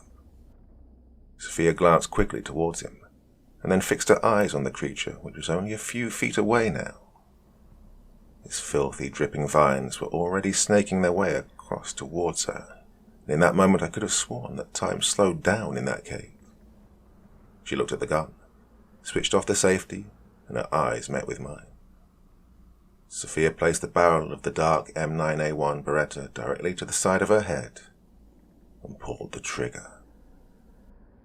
I stared in horror as bits of bone, brain, and blood blasted through the air, painting the walls behind them and the ground with her viscera. Likely the first time in thousands of years that they'd tasted fresh blood. My jaw hit the floor. I was sick of running by now. With Sophia's corpse slumped to the ground against the wall, with her head missing a fourth of its exterior, I charged the monster. I screamed out in rage and misery while holding up the machete, knowing that most likely my fate would be much worse than the young woman who now lay dead in front of me. But it was my time to face my fears. I raised up the machete, poised for a hit while the creature was still preoccupied with inspecting Sophia's lifeless corpse, and swung down with all my might on the left side of where I guessed the creature's neck to be. To my shock, the machete almost seemed to cleave cleanly through this portion of the thing, swiftly exiting its body coated in tar and striking the stone wall to my left side. Now I had its full attention, and it turned its head up to face me, but undeterred, or possibly in a desperate move of self-preservation, I swung the machete towards its neck again, this time at an angle that aimed to swipe through the entirety of its massive neck while I still had the chance. This time, there was certainly a fair amount of resistance when the machete was around halfway through, but I yanked and pushed with all of my might, sending a spray of black and red goop flying towards me, but I was quick to dodge, much to my own surprise. The creature buckled and began to collapse, while its now headless body started to flail wildly, sending chunks of its flesh in all directions, near and far, before falling to the ground with a combination of a splash and a thud.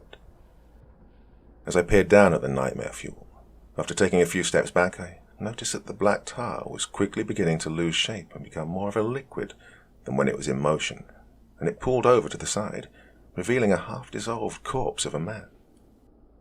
By now, silence had once more taken over this strange environment, and the rest of our group approached while glancing down, inspecting the body inquisitively. Simonov using the metal rod to poke the headless corpse hidden underneath, and Alan wiping off some of the black goo from his face while coming from the side. "You killed it," Alan let out in a sigh of relief, his face as flabbergasted as mine was. I inspected the body closer now that Simonov had flipped it to expose its front. The body of the man that had once been human was still clearly recognizable as such, but badly distorted and mutated by the contagion. His arms and legs were twisted to outrageously gangly proportions, and although his skin looked pale and dead, large black veins left a spiderweb pattern across his body, with large patches of skin missing, revealing the tar-like substance's presence throughout the corpse. I went up to approach the roughly decapitated head, when I saw that its features were nearly wiped clean, replaced instead with a clump of flesh that almost looked like the inner organs of the skull had exploded outwards, but I could still make out an upper and lower jaw that were unnervingly still slowly moving back and forth, although no words escaped. Simonov met my gaze and approached the head, immediately plunging the metal into its skull and quickly pulling it out, which halted the movement of the jaw. He was mouthing, "Thank you," Simonov informed me as he stood back and regrouped with the rest of us. Now that that's taken care of," I began, starting to somewhat regain my exterior composure. "Let's get back to the subject of just what the hell these things are." "That I do not know," Simonov stated to me before looking at the rest of the group. "But I think I finally figured out what this place is." "When we first arrived," Simonov began, "our crew discovered the orange-red color of the surface beneath the soil and foliage, plus the spikes made out of the same material connected to it, that littered this place in a perfectly symmetrical pattern. I think we can all agree that they are most likely not man-made." We all looked up at him with puzzled looks on our face, curious as to where he was going with his revelation. When we came across this cave, I'm sure I was not the only one who noticed the neon blue color of the liquefied jelly in the tunnel surrounding us, or the smell. "No kidding," Alan butted in. "That stuff could put an elephant down." "No, not that smell. The metallic copper-scented odor. It's most likely caused by a chemical compound known as hemocyanin, That also explains the blue color of everything around here. Okay, I started, not quite sure where he was going with this. Wherever we are now, our coordinates on Earth, it seems unlikely to me the island was always attached to it. I think it's safe to say that ancient Greeks didn't travel the Earth only to colonize a subaquatic subterranean cavern that they would have had no possibility of knowing about. I think the island moved. You thought my ideas were stupid, Alan blurted out, clearly not buying Simonov's speech. How can an island move on its own, genius? Because it's not an island, Simonov explained. It's a living creature, and we're inside of it at this very moment. We all looked around at each other with various facial expressions. Confusion, fear, mourning, dread. So what you're saying is that we're currently in the belly of one gargantuan turtle? Alan mockingly suggested.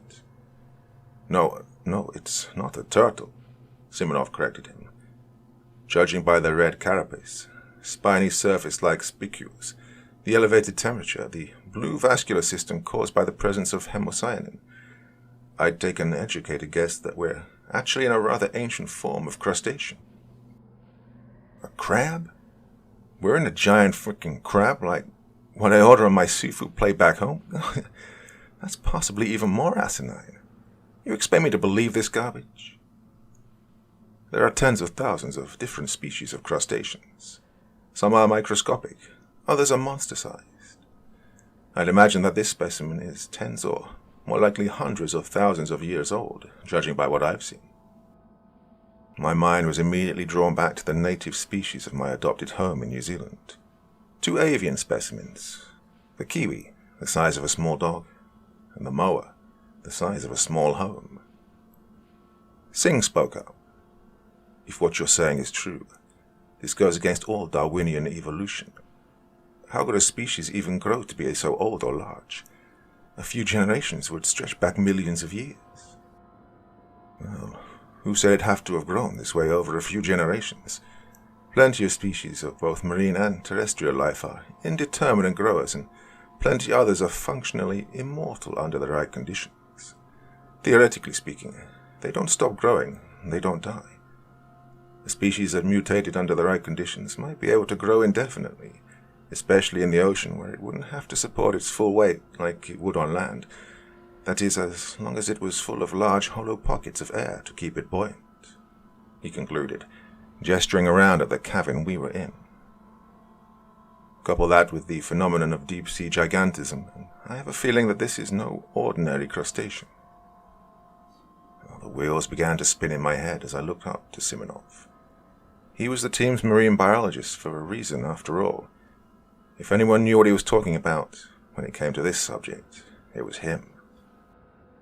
The Armillaria soldepes is a fungal colony in America, several miles wide, that has spawned from one single specimen from thousands of years ago that simply never stopped expanding. Some species of crustaceans, like the spiny lobster, even have special organs to identify and interact with electromagnetic fields, a kind of sixth sense that explains the electrical malfunctions and issues regarding the radio and compasses, I interjected. Yes, that's right. Well, what about the ruins? Singh insisted. Why would an ancient Greek civilization build their city in the center of a nightmarish mutant crustacean? I don't think that they did, Simonov continued. I think Alan was right about them building it on the surface back when this entire place was in the middle of the Aegean Sea, and possibly quite a bit smaller. Most crustaceans and other animals with an exoskeleton go through a phase called molting. It's basically when they shed their outer layer in order to grow a new one to better fit them when they increase in size. I think their entire village may have sunk into this creature's body upon one of its molting sessions all those thousands of years ago. Okay, Alan said, still somewhat incredulously. I'm still not buying that the Crab Island isn't an alien, but even if it isn't, what are those slimy creatures that have been making our lives a living hell this past day? And that's when it suddenly clicked for me. My microbiology research finally being put to good use. They're leukocytes, I clarified to the doubting man. But my revelation just left the rest of the group more confused than before I'd said it. We have them in our bodies as well. Me and you. White blood cells. Normally they're produced in the bone marrow, but here I think that they came from the exoskeleton and were distributed throughout the body by the vascular systems we've been walking through. Whenever we entered this unholy place, we triggered its immune system. We're the pathogens here.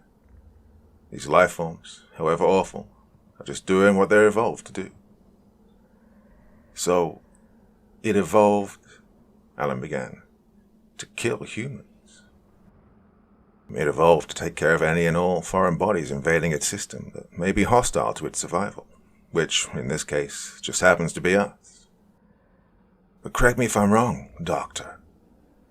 The last word Alan put emphasis on, having a somewhat snarky tone. White blood cells destroy invading pathogens. They don't do whatever it is these things do to people. Well, it's acting almost like a white blood cell in a virus, I stated, somewhat winging it from here on out. I don't know how, but it appears to take control of the host body to use for reproduction, like what we saw with Perez, or hijacks the nervous system and controls the body like a puppet, using the brain and spinal cord as its makeshift nuclei. Wow, that's one hell of a white blood cell, Alan muttered, as he walked over to the now stagnant pool of dark liquid with the mutilated and mutated corpse, looking down in disgust. Sometimes, Simonov stated in a melancholy tone, standing over Sophia's corpse, death really is the better option. He briefly knelt down to place a hand on her shoulder, before closing her eyes and grabbing the beretta that was still clutched in her petite, lifeless hand. Quite the riveting theories, gentlemen, Kikana half-heartedly congratulated us. And I can't think of a better one right now. But let's get out of here before we end up as the meat core of another of those leukocytes like our friend over there. Singh was still muttering to himself on how ridiculous it was that they were all located in the organs of a mountain-sized crustacean, while Alan, ever stubborn to the bitter end, still tried to argue that perhaps the crab had come from outer space. Wait, I told her. I have just one more thing to do. I walked over to some of the ruins and followed a trail of blood, gore, and black slime over to where Rick's body lay motionless, face down. With my right foot, I lifted up on his shoulder, flipping his body around, revealing that the goo had already coated his face and chest and was radiating out of his nose, eyes, mouth, and the hole in his gut where he was punctured by the tendril. His eyes slowly opened, and he looked up at me, his mouth opening slightly in an attempt to speak between shallow breaths, but all that escaped was that familiar creaking and clicking sound. I could tell, however, that he was continuously mouthing only two words. My wife. My wife. My wife. No one deserves this kind of end. I'm sorry, I stated in a melancholy tone. His body began to twitch rapidly as I brought the machete down onto his neck, and after I cleaved through the spinal cord, it ceased entirely. But his facial muscles still let out uncontrollable spasms until Simonov brought the rod down into his skull, proving that not only did the neck have to be severed, but the head had to be destroyed as well to ensure permanent death. Hey, Singh initiated to the two of us. That guy said his group came from another opening on the other side of the island, right? Well, with any luck, maybe it's still there. And maybe these freaks went and buggered off somewhere else. With any luck, I repeated, averting my eyes from the man we'd just bludgeoned and carved to death. We had done it as a favor, a merciful gesture to placate his soon-to-be eternally suffering soul, but the action still sat heavy on my heart. That, as well as the horrible choice Sophia had made earlier. If only I'd known the creature's weakness beforehand, perhaps she would still be alive. But we can't change the past, and we have to keep on pushing forward, which is exactly what we did in those subterranean depths. We figured we'd stick near the perimeter in order to scout out more openings in the sides that may have led us to an opening to the outside world on the northeast quadrant, since we assumed the southwest quadrant's opening might still be closed from earlier. Wandering through the remains of what was perhaps the world's most famous lost civilization, was not nearly as riveting as I would have hoped for in more favorable scenarios, although the sights truly made for an awe-inspiring scene that evoked emotions that are hard to put in words. Although what lay to our side appeared to be mostly just a collection of rubble, caved-in buildings and half-destroyed columns, it was quite marvellous to think that, at one time, this entire city was possibly a central point of Greek culture, bustling with activity on the surface, before its untimely demise. But one thing that Plato got wrong was that, rather than sinking directly into the ocean, this city sank into the very ground beneath it, before the entire island sank into the ocean. "Simonov, hey," I called out, jogging to keep pace with the stoic man. "So you believe the island was previously the lost city of Atlantis, more or less, correct?" "I wouldn't exactly call it that, but sure, in theory, maybe," Simonov replied, keeping a healthy stride at the front of the pack. "Maybe one day we'll find out for sure. If we get out of here to tell the tale, that is, and people don't peg us as lunatics who lost their minds after a tragic expedition."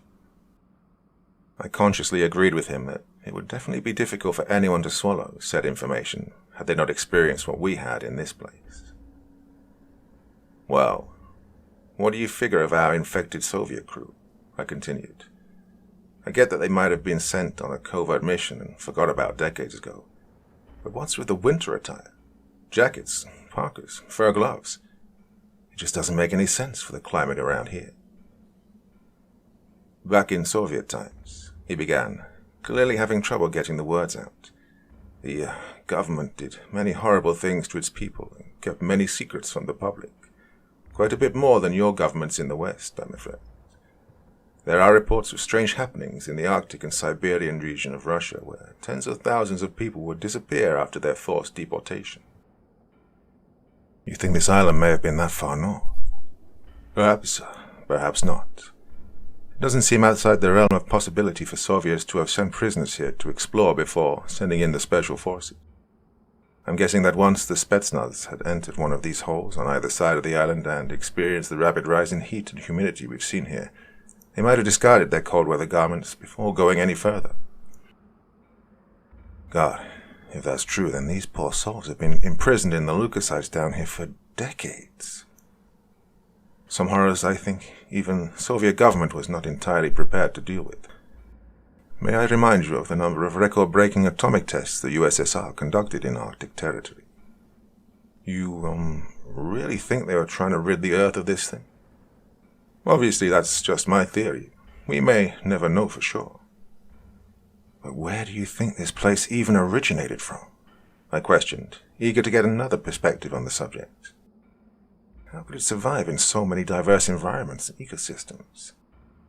"Why don't you ask Alan?" Simonov answered. "The guy's always got one half-baked idea or another." "Hey, Alan," I shouted out to him while he trailed behind. "Do you think this island is due to radioactive waste released by America mutating harmless species into giant monsters? Or was it the aliens' retribution on humanity for our treatment of Mother Nature?" Well, we both burst out laughing at that one, while Alan merely grumbled and scuffed his feet along the ground in a fit. After a couple of hours of walking through the lost city without incident, it seemed like spirits among the group had increased significantly, although we all remained cautious. It was for that reason that, when we started spotting more openings into various tunnels, we approached them slowly and weren't so quick to enter as we had been earlier. Some of them seemed promising and others were obvious duds, such as the tunnels that immediately sloped downwards deeper into the beast, or some led to chambers that completely boggled the mind, such as when I spotted a massive room with large expanding diaphragms littering the walls, or another one where blue liquid viciously sloshed back and forth.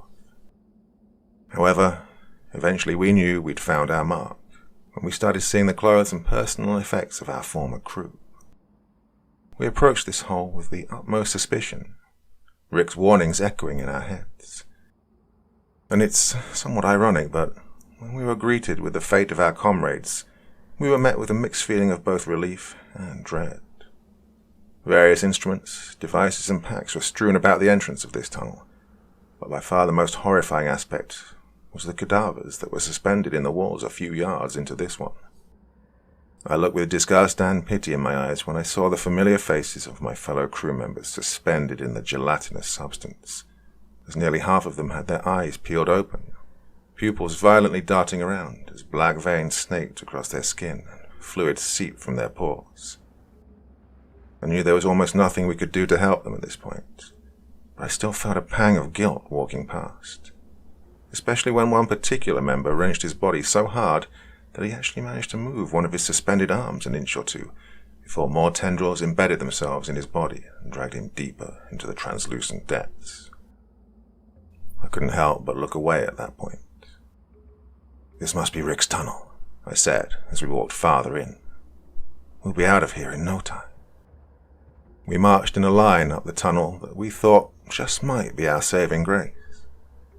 I was filled with nervousness and excitement when I saw the walls begin to light up around us.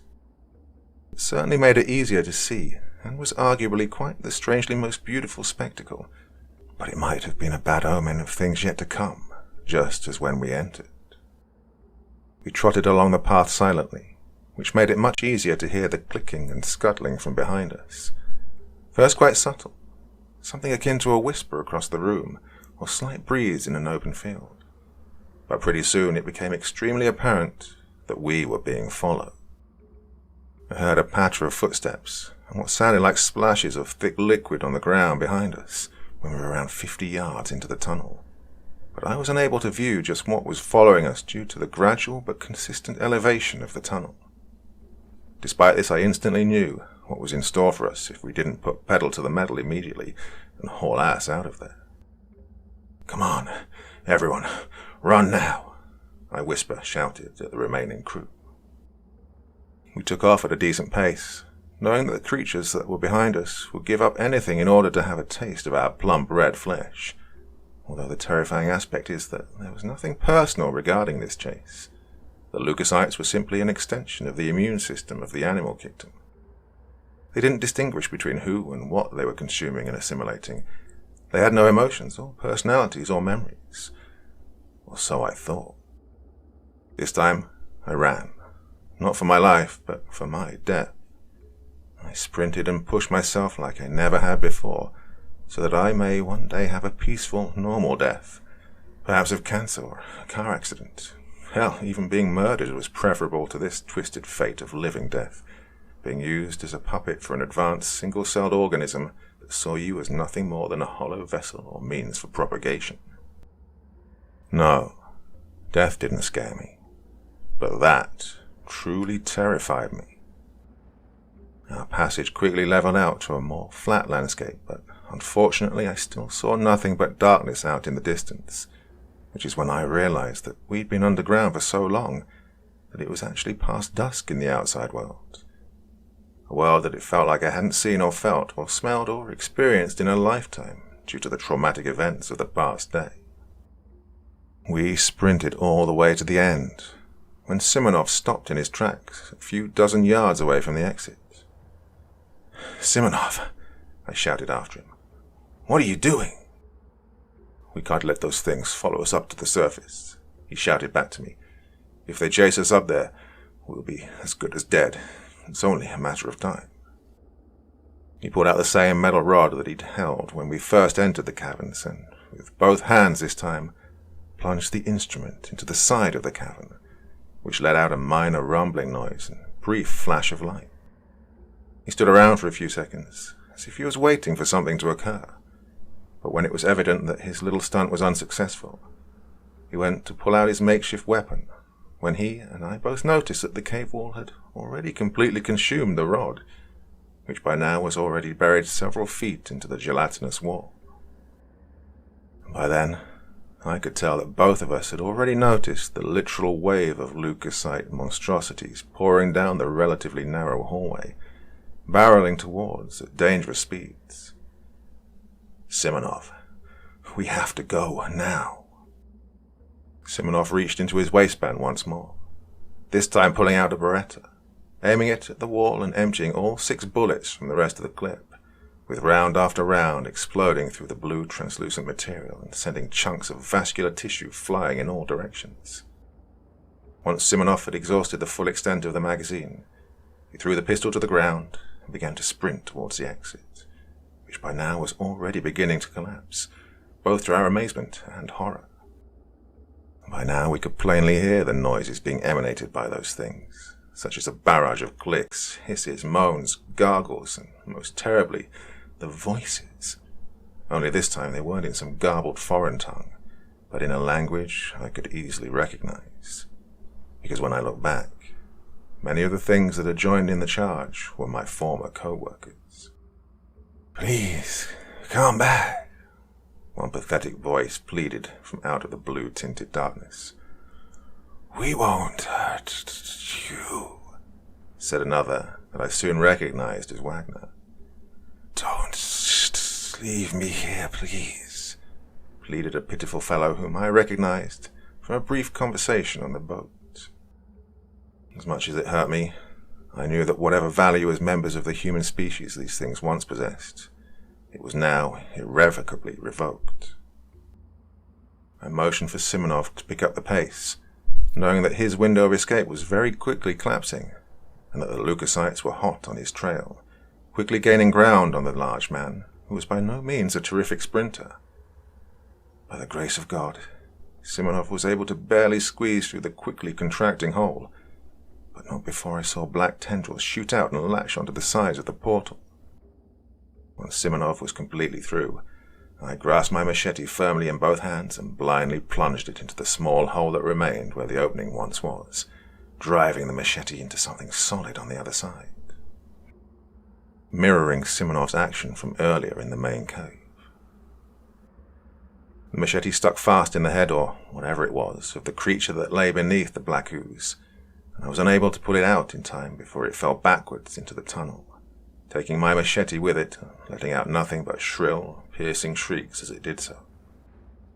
As the fleshy outside walls of the cave began to close, so too did the dim blue light from its interior, as well as the clicking and chattering and moans and screams of anguish from inside, which began to fade away. Locked inside forever, where mankind would hopefully never tread again.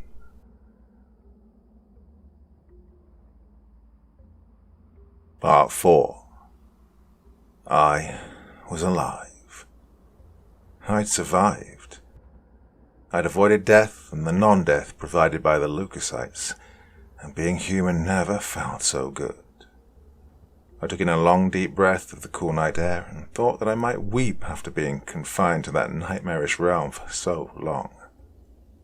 After taking in lungful after lungful of the relatively crisp ground-level air, I could finally start to feel clean and pure again, at least on the inside, as my clothes were still coated in tacky blue flesh, seawater, sweat, and even a bit of blood from hacking into Rick's neck earlier and killing him. A mercy kill, I had to remind myself. Although under any other circumstances, dredging ourselves out of a cave, sopping wet in the middle of the night would be a rather miserable experience. For us, this was a cause for celebration, and everyone there was in a rather joyous mood, with the exception of Alan, who either remained too thunderstruck to make conversation, or was far more traumatized by the day's events than I'd thought. It did not feel like I was only in there for a day. It felt like months, maybe even years. It was as if I'd forgotten everything else, and the interior of that accursed creature was all that I was familiar with. I didn't think I'd ever be able to touch a crab or lobster again in my life, maybe even staying away from seafood altogether. I know our contract doesn't expire for another 12 days. I started while we trudged through the ocean to get back to dry land, but I think it's time for us to go home. I got an affirmative from everyone there, with Singh and Kakana embracing in relief and exhaustion. "First," Simonov stated, "let's get back to camp. See if there's anything there that can help us get the hell out of here." They... Alan initiated, staring at the ground with his shoulders slouched. "They knew what this place was, and nobody told us." "Now, Alan, calm down," I attempted to reassure him. "They sent us here to die," he continued, more defeated than I'd ever seen a man in my life. No, actually, they didn't send us here to die. They sent us here as guinea pigs, just to see what would happen." Well, you may or may not be right, but right now the people who sent us here are the only way for us to get out of here as well. So in the meantime, just keep your mouth shut and stay vigilant. And once the cavalry comes to take us home, you'll be $250,000 richer, and nobody you know will be the wiser. But I couldn't help be upset as well.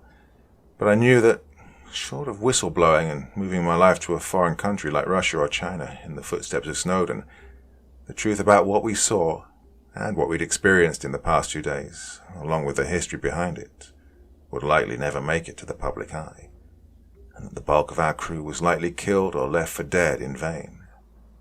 It was an unthinkable reality, but one I knew I needed to accept if I wanted to maintain any semblance of a normal life.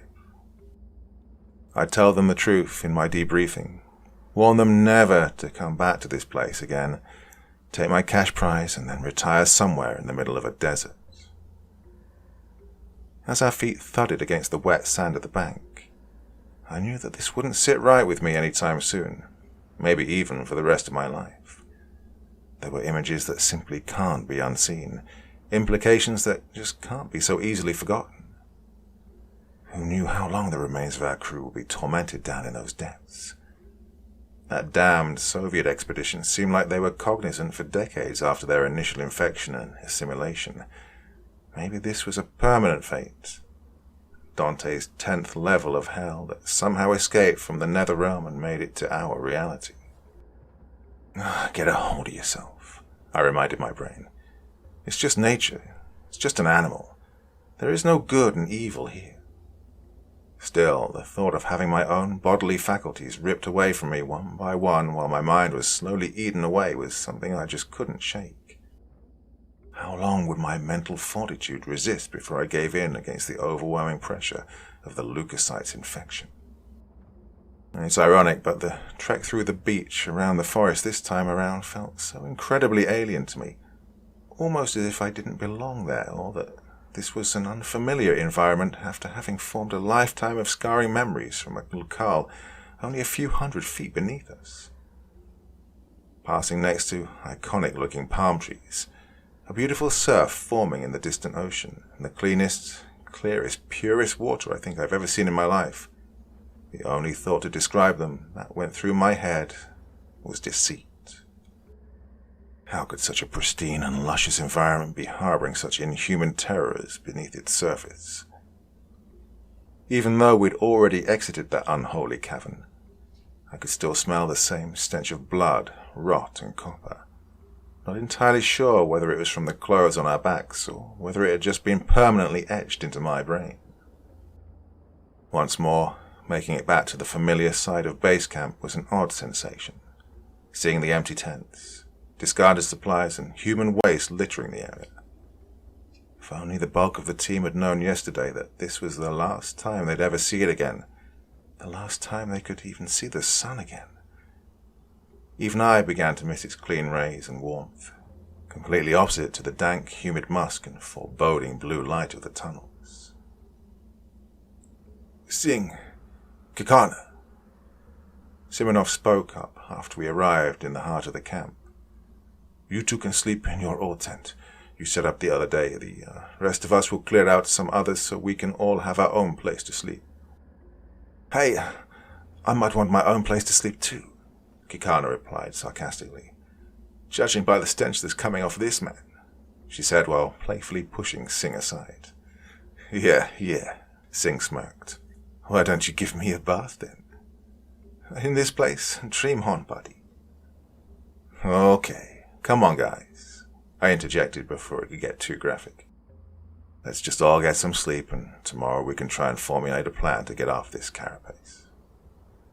Why not now? Simonov inquired. It's only a few hours past dusk. I didn't really see any reason that we couldn't stay up another hour before hitting the sack, so I obliged. Alan, I called out to him as he continued walking with his back turned to us. Where are you going? But by that point he'd already ducked into one of the open tents, quickly zipping up the flap behind him. Whatever, we'll continue without him. He'd probably just want to bank on an alien spacecraft coming to evacuate us out of here. Yeah, we're probably right to just let him be, Singh replied. His mind probably snapped after that young woman offed herself earlier. Thank God I didn't get to look at that, or, well, I might have... Now, Simonov cut him off. We know the radios here don't work, so we won't be able to call for help. But perhaps there might be some kind of signal fire we can make in the upcoming days to call for rescue. They'll see the smoke and know that something went wrong. Well, what if they don't care that something went wrong? I rebuffed. What if Alan was right and that was the plan all along? Seeing what kind of horrendous things would happen to us here and then study the aftermath later. Well, could be true. Probably one of the things that guy said that I agree with. But what choice do we have? I believe I heard Wagner say that the Navy vessel is parked only a couple kilometers offshore. If the fire is big enough, it'd be impossible to ignore. Well, we could try building a raft. Might be better to try and get out to them rather than them come to us. Kid, this isn't a TV show. Building a sustainable raft that won't kill us all might take longer than it would to wait for them to come here on their own. Simonov's right, Singh added. It would certainly take longer to gather and assemble the pieces to a 5-man raft than it would just to burn it all. But we have gasoline, fire starters, and even some compound fire logs to get things going. Well, unfortunately I lost the machete back in the caves, I lamented. I don't see any spare axes or blades around here, so it looks like we'll just be scavenging for driftwood or extra large sticks and brush. Sounds like a plan, Simonov concluded. Well, good night. Sleep tight. Don't let the Soviets bite. After crawling into my old tent, with my former tentmate Alan seemingly having chosen a new one at random, I stripped off my clothes for the day, settling in on top of my sleeping bag and reminiscing over the day's events. It became impossible to close my eyes for a second before experiencing them all over again. Wagner's bloated and misshapen head. The face of Perez and the others locked inside their fleshy vessels of the beast. Sophia's beautiful face right before it was shattered to pieces by a 9mm bullet. I guess I'd never really be able to wipe those memories from my brain, no matter how hard I tried. I curled up in my tent, arms wrapped around my legs. Even in the dark, my eyes were open to their widest. I thought I might never be able to sleep again, but despite my mind's best efforts, the sheer physical toll of the activities throughout the day finally hit me, and I closed my eyes. Just for a second, as the smell of fish and copper wafted into my nostrils. My eyes shot open with a startling feeling. I was unable to quite make out my surroundings yet, due to my blurry eyes being crusted over during the night, as would frequently happen after a night of restless sleep. But I was able to make out the fact that it was morning, or at least brightening up outside. I felt a marked rise in humidity, and wiped the back of my hand over my forehead before shaking it to the side and sending several droplets of sweat flying to the ground. I rubbed my eyes and looked around, still not quite able to tell what time it was, being rather shocked considering it felt like I'd only just gone to sleep. After some time, I sat up and looked at my hands, only to notice a strange blue glow coating them. Not the yellow rays of the sun that I was looking forward to. Oh, could it be I was back in the schloss? Something loud rang out from afar, and I shot to my feet, looking around and finding that I was not standing in my sleeping bag in my cozy tent, but on some dusty stone ground with pillars and rubble as far as I could see. Everything had a strange, muted tone to it, but I could tell this was definitely in the belly of the beast once more. I looked back down at my bare feet and legs to see that beneath me, chiseled into the rock, was the same massive pattern of lines and shapes that I'd seen in front of the temple. The fuck? I murmured sheepishly. This didn't make any sense to me. I'd escaped the catacombs. Was I dreaming? Or was my escape the dream? There was definitely a less than lucid atmosphere here, every footstep sounding like I was underwater, and I was filled with a general sense of unease. My feet dully thudded across the earth, stepping over shards of rocks, pebble and rubble, but it didn't hurt. I didn't feel much of anything, actually. However, one feeling that definitely floated up to the surface was curiosity when I saw a group of shadowy figures standing in the center of the ruins a dozen yards in front of me. "Hello?" I sheepishly called out to the huddled mass. One of the smaller figures nearest to me began to turn around. I slowly began to process what I was seeing. To my extreme bewilderment, Sophia's face met with mine as she awkwardly slouched to the side, her head cocked at an angle, almost out of curiosity. She took one step forward, and I was able to register the small gouge on her left temple and the massive chunk of flesh missing from the side of her head, exposing pinkish-red brain matter covered in a thin black coating. "Sophia," I stammered out incredulously. "You're alive." With what seemed like incredible fortitude, Sophia took another step towards me, clearly lacking the basic vestibular senses related to a normal sense of balance in your average human. "Why did you do this to me?" The creature that I assumed to be Sophia aggressively probed. "This is your fault." "Sophia, don't come any closer," was what I wanted to command out loud, but instead, in my panic, all I could verbally muster was, Sophia. Now the rest of the group had become aware of my presence and turned to meet my gaze, and I saw faces all too familiar from the past couple of days. Wagner and many others from the other team that had entered through the opposite side of the island. Even Perez, who was easy to identify by the clean black bullet hole in his forehead. Sophia stared at me intently with a look of disgust and hatred in her eyes. What the hell is going on? I thought to myself. Not only her, but the rest of them started their slow shuffle towards me before Wagner broke out in a sprint, leaving a trail of gunk in his wake.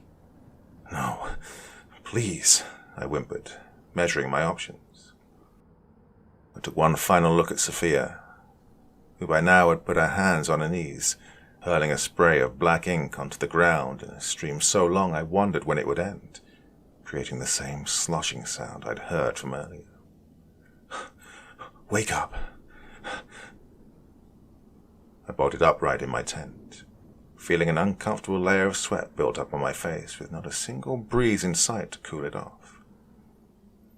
Good God, what a nightmare. I rubbed my eyes with my fingers and let out an audible groan. I had absolutely no idea what time it could have been, but I figured I'd try and get some sleep before daybreak anyways.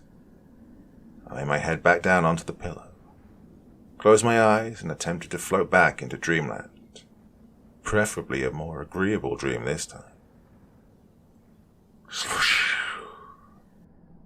The sound of a stream of liquid splashing against the ground, followed by violent retching, soon filled my ears. This was no dream after all, I thought. I jumped up, unzipped my tent, and prepared to face whatever new obstacle lay out there in the night. Alan, what's happening?" Simonov exclaimed, rushing out of his tent. He was just as startled as I was by the situation, given that he emerged with nothing but a tank top and board shorts. Alan was hunched over near a large palm tree about 20 feet outside the borders of our camp, alternating between clutching his stomach and head and letting out an audible growl of pain that I heard as soon as I opened my tent flap. "They left us here to die. They left us here to die," Alan chanted in a somewhat monotone, rhythmic manner. But as he repeated the phrase, it became more and more erratic and emotional. I shot Simonov a glance, and we both briefly went back into our tents in order to grab a couple of handheld flashlights before rushing over to Alan's position. What we saw when we reached him was a ghastly sight, to say the least. Alan's eye sockets looked like they'd sunk a good inch and a half into his face, with his eyes themselves being plagued by bloodshot black veins. As our lights panned down, we noticed a black secretion dripping from his mouth and off his chin. Following the trail of contaminated spittle to its logical destination, a shallow pool of bile, at least 2 feet across, lay beneath the man, and more alarmingly, bright red liquid coated up to his forearms on each limb. "Alan, where's Singh? And Kekana?" "Who?" he asked, genuinely confounded. "Oh, you mean that foreign couple. They're fine." He placed a bit too much emphasis on the last word of his sentence, almost as if he was trying hard to cover up a lie. "Okay. Where are they?" I pressed, desperate to get some closure on the matter. "Here," he stated as a matter of fact. "You can speak with them yourself." He raised his blood-stained hands and, without skipping a beat, reached down behind some shrubbery and picked up Kekana's lifeless corpse by the back of the neck with his left hand, as easily as he would lift a wooden puppet. Seeing her lifeless face and gore-soaked chest, I couldn't help but briefly avert my eyes and feel vomit rising in my throat, before regaining my composure and seeing Alan plunge his right hand, or whatever it was that used to be his right hand, directly into the cadaver's throat. Black veins bulged on his arm as the darkened necrotic flesh of his arm began to meld into her neck, and I could see fluid clearly being transferred from one body to the other. Kekana's eyes shot open almost immediately, and she let out the most gruesome, heart-wrenching, blood-curdling scream I'd ever had the misfortune of hearing. Her face twisted in a visage of pure agony, torment and fear, before Alan wrenched his hand out of her neck and threw her body aside. "Alan, you sick fuck," I shouted to the deranged man. "Is this the infection taking over? Or were you always a psychotic son of a bitch?" Alan seemed unmoved by my harsh words. In fact, he glanced at me almost quizzically, like he was confused as to why I would even be upset in the first place. "They wouldn't leave me alone," he informed us. "I was only minding my own business here in the park. They simply wouldn't quit talking and talking." He almost seemed to chuckle at this, as if it were some humorous quip he'd just laid upon us. I was still too flabbergasted to respond and merely stared straight at him in fear and disgust. "Can you believe they thought that Oklahoma was an island?" Alan bellowed out while grasping his stomach, as he let loose a bout of laughter only a serial killer could accurately reproduce. "There's not an island anywhere near here. I don't think I've been on an island in my life, actually." This was followed by more disgusting chortling and belly clutching, although I suppose the latter action was partially caused by internal pain in that area. "Alan," I stated as calmly as I could, "look, man, you're just sick. You're real sick, and you don't know where you are, okay? The infection's just making you see what you want to see." I extended my arms in a placating manner, but Alan seemed to have been taken aback by this gesture. "Oh, jeez," he sighed, as I could make out a visual eye roll. "Another crazy. Just mind your own business, okay, buddy? Maybe you aren't where you think you are." Our negotiations were failing me, and I could see that the leukocyte had already twisted his mind beyond repair. In that moment, I quickly thought on my toes, formulating an idea that might just placate the delirious man long enough for Simonoff and I to make our move. "Now, Alan, what I'm going to say is going to sound very strange, and I know it's going to be a lot to take in right now, but just trust me that I'm telling you the truth. I hope to God that my attempt will be a fruitful endeavor. We know that you were camping in an Oklahoma state park in your van, but you're not there anymore." He narrowed his eyes and let out a series of loud, wet coughs. "Something happened to you recently, and you're taken to this place. Oh, you wouldn't remember, or at least I don't expect you to, but I can assure you it did happen." Alan seemed a bit more intrigued, if anything, at this point.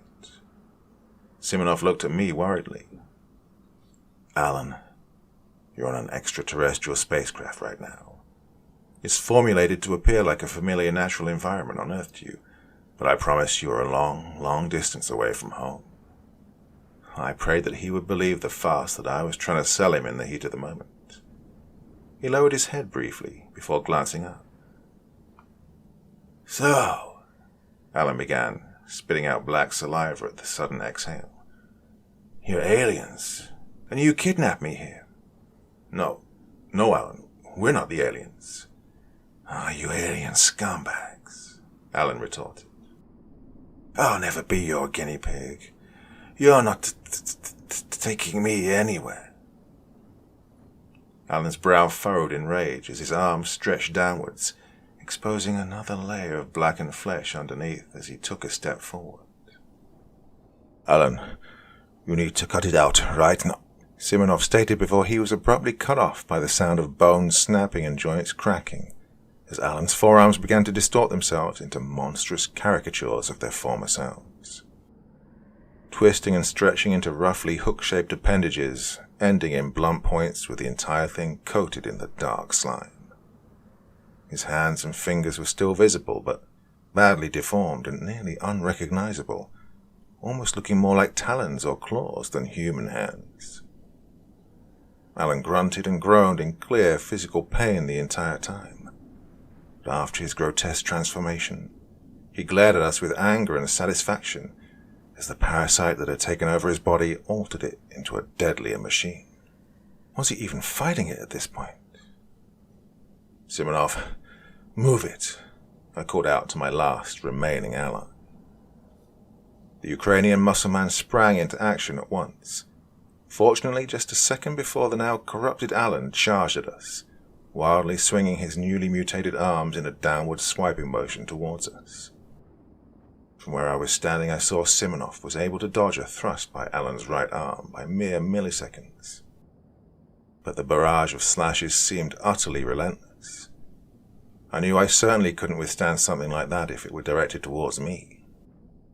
Simonov picked up a heavy metal case that I recognized as one of the kits used by the archaeologists, and chucked it with all his strength towards the infected Alan, smashing into his face and knocking him to the ground, sending a spray of black and red mist flying from his mouth and into the air, floating around for a brief few seconds before settling down and releasing into the surrounding atmosphere.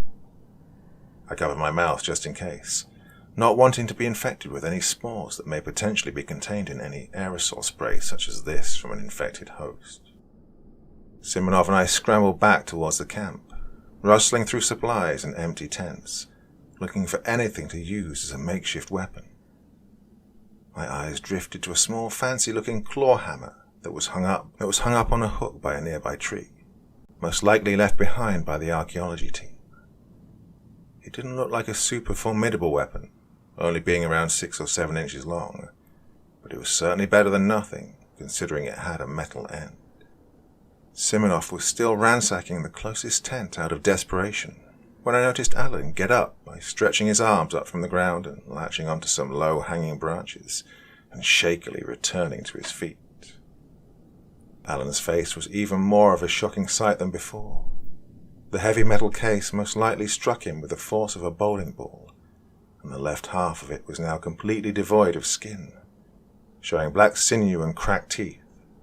As he opened his mouth to let out that god-awful clicking sound, I saw a wildly flailing tongue spitting out bits of black flesh and gunk. Unlike before, Alan's eyes were not bloodshot with black veins, but now completely coated in the dark oily substance, giving them a disturbing monochromatic appearance. With Simonov being the closer target, Alan used his arms as momentum to propel himself towards the tent, attempting to sink his claw-like hands into his neck. But right before he could, I leapt forward, screaming. I sunk the hooked end of the hammer directly into Alan's skull, causing his head, followed by his entire body, to jerk to the side and slam into some computer equipment that was set up. Simonov looked at me with a look of momentary thanks before fully exiting the tent and revealing that he'd come up empty-handed. "There's nothing in there," he shouted in a panic. And let's just try and bash his head in, I replied, clearly not thinking that clearly. Quick, while he's still down. And with that, admittedly idiotic premise, I rushed towards the downed Alan. But he was a lot quicker than I'd anticipated, and with the same fluid motions I saw expressed by some of the fully transformed leukocytes from the caverns, he weaved his way along the ground almost like an insect, avoiding a stomp I just delivered to the ground, where his head was only milliseconds earlier. Alan's body contorted itself in an extremely unnatural position, making itself upright once more, and I could now clearly see the folly of such a hasty and brash decision to charge at such an unpredictable and inhuman creature. The thing that used to be Alan reared back its claw hand, ready to dig in the flesh on my head, neck, or chest. God, I hoped it would be quick, I thought, feeling utterly defeated. I raised my hands in front of my face to shield from the attack, which narrowly missed, merely grazing my sleeve, when I heard Simonov screaming at the top of his lungs. I looked over my shoulder to see the crazed Ukrainian sprinting full speed with a large rock in his hand, which he brought up and over his head before slamming it down directly into Alan's mutated maw. This time, the sound of a solid object striking Alan's mug was more of a sickening crunch rather than the wet slap of the metal case, and he immediately dropped like his strings were cut. Simonov straddled his body, pinning his arms down with his knees before slamming down the rock again, this time higher up on his dome, closer to the forehead, releasing more of a popping sound as black, red and pink gore burst out of the skull and painted the ground in a demented display. Simonov slammed the rock down again and again, not ceasing until Alan's head was 100% vacant from his body, appearing as if it was never even there in the first place. Then Simonov stepped off the mutated corpse and walked a few feet before putting his back to a tree and sliding down to meet the jungle floor. "You all right?" I called out to him, rushing up to meet him. Yeah, I'm fine," he huffed out, clearly a physical and emotional wreck. As I approached, though, I spotted a circular, inch-sized incision in Simonov's shoulder, an incision that was already leaking black pus along with its crimson-red blood. "Your arm," I pointed out to him. "Yeah. He got me good. But I should be fine. Didn't hit anything major." "No," I explained in a melancholy tone. "You don't understand. Alan only got a little bit of that gooey shit on his face, and he'd already completely lost his mind within hours." Simonov's expression immediately dropped, his eyes averting away from my face and turning to glance at the infected appendage. "You're sure?" he asked in a low voice, but I'm sure he already knew the answer. I only needed to let out a short nod before Simonov groaned and strained to lift himself up off the ground and start walking towards my general direction.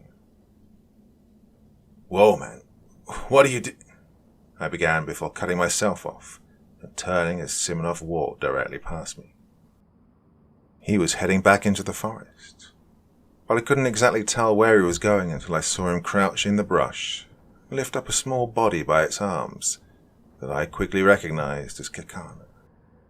The thick fluid was by now already building up in her system, and it almost appeared as if she was weeping black tears as the substance leaked out of her eye sockets. Simonov propped her up against a tree before turning back and doing a bit of searching before he found what he was looking for, and jogged over and picked up Singh's corpse from the brush as well, putting it next to his deceased wife. "What are you doing?" I asked. "These bodies, they have the same infection as Alan," Simonov panted out, "as well as myself. I'm going to get them as far away from here as possible before they turn. Maybe back to the cave we first entered." "You don't have to." "I do. It's only a matter of time before they're walking around wanting to make you the newest member of their hive. I'm sure you understand why I have to go with them." By now black veins were visibly protruding from Simonov's right arm, radiating out from his initial point of infection. "You can still get out of here," he softly spoke. "Fortify yourself at the camp, or make your way to the beach." "Well, it wouldn't look very good if anyone saw you dragging dead bodies through a deserted island in the middle of the night," I joked, attempting to lighten the mood, although I wasn't quite sure why, considering the situation.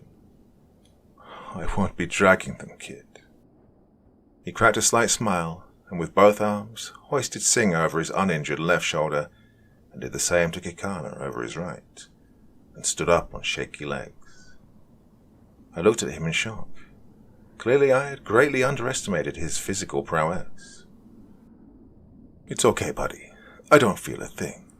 He smirked at me, and I wondered how on earth he could be so chipper at a time like this, knowing his fate was all but set in stone at this point. "Just make sure they don't send anyone back for us," he said, turning back for the final time as he strode into the darkness of the forest.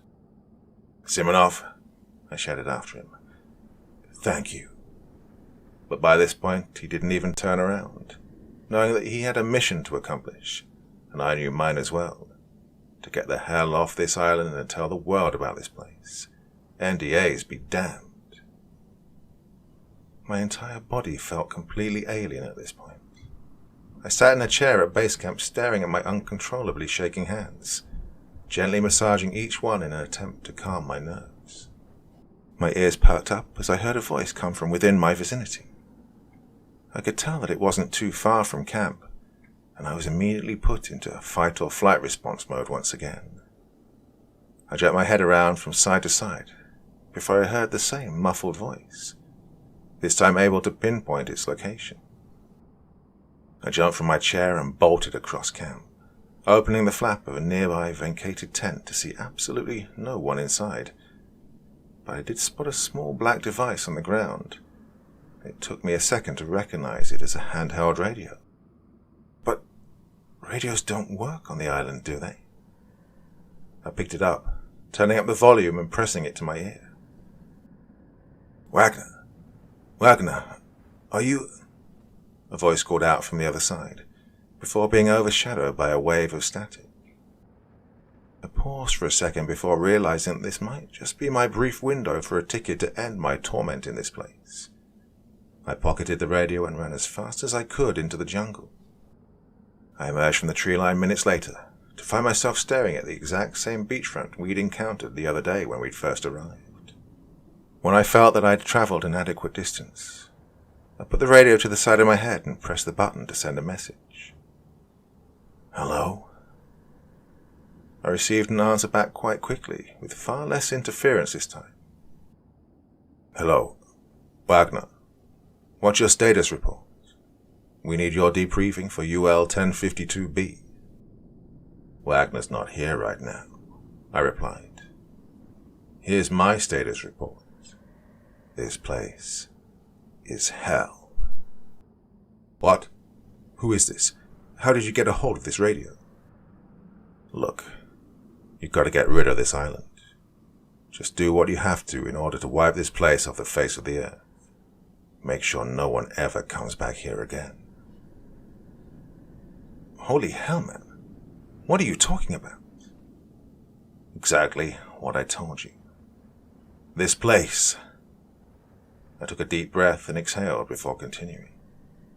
Is straight up evil. Irredeemable in every way. Tell the president or general or whoever it is that sent us on this mission to just nuke this hellhole already. Where's Wagner? I heard the voice desperately call out. What about Perez? Can you give the radio to him? Hello? I was too defeated to make exhaustive arguments and logical points to the man on the radio, and I knew I would resort to a comprehensive rant on the events of the past couple of days anyways. I knew he would think I was crazy, and would definitely find it suspicious if the only guy answering the radio was convinced that the rest of his crew was dead or mutated, and preferred death over an extraction plan.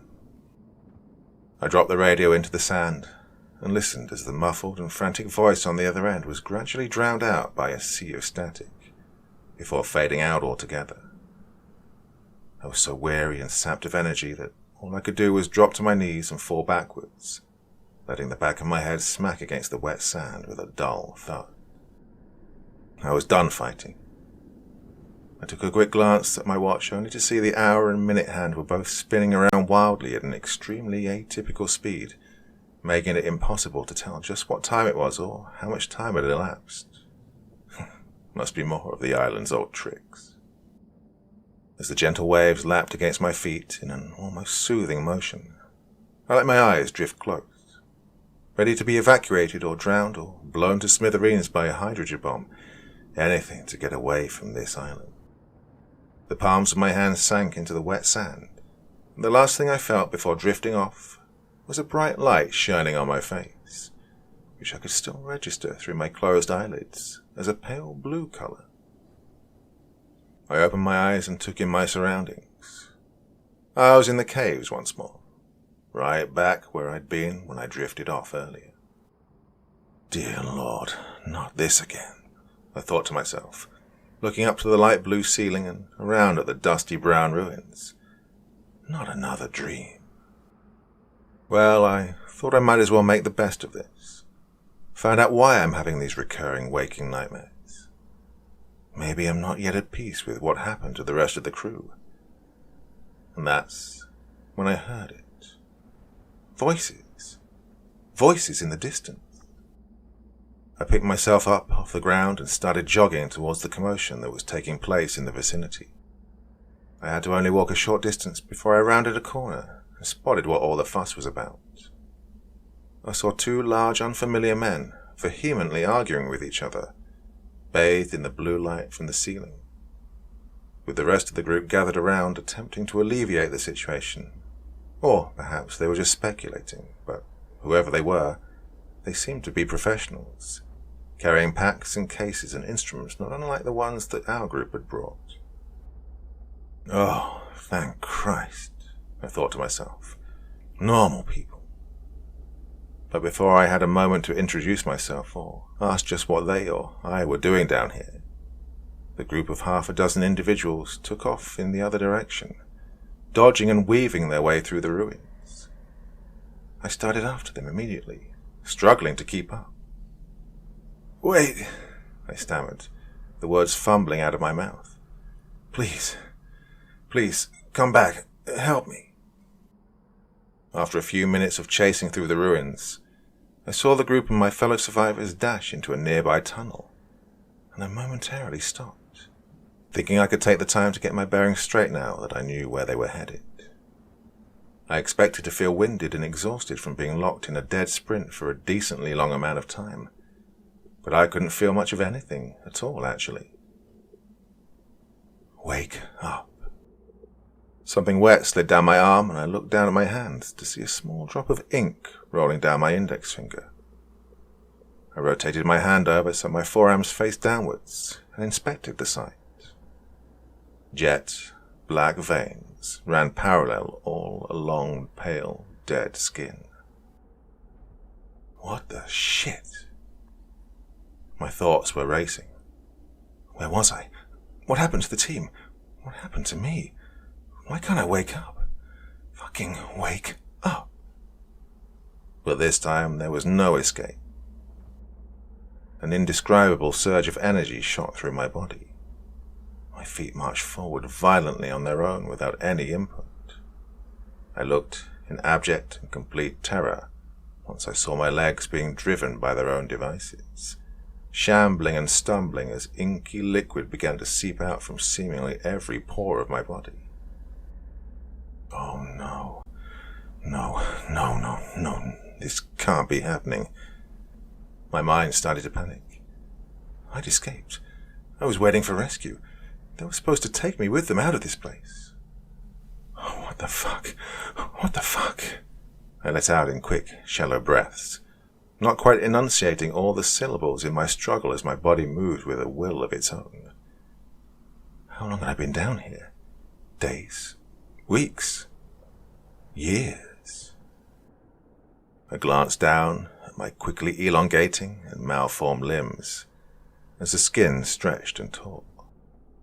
giving me my first bout of indescribable pain, and revealing underneath rotting, blackened flesh, consisting of ligaments, tendons, and muscle, along with that familiar black goo. My face finally lifted itself up on its own, to meet those I'd been uncontrollably pursuing, and I saw frightened faces, wide eyes, and large mouths gaping in horror. And I screamed, "Holy shit!"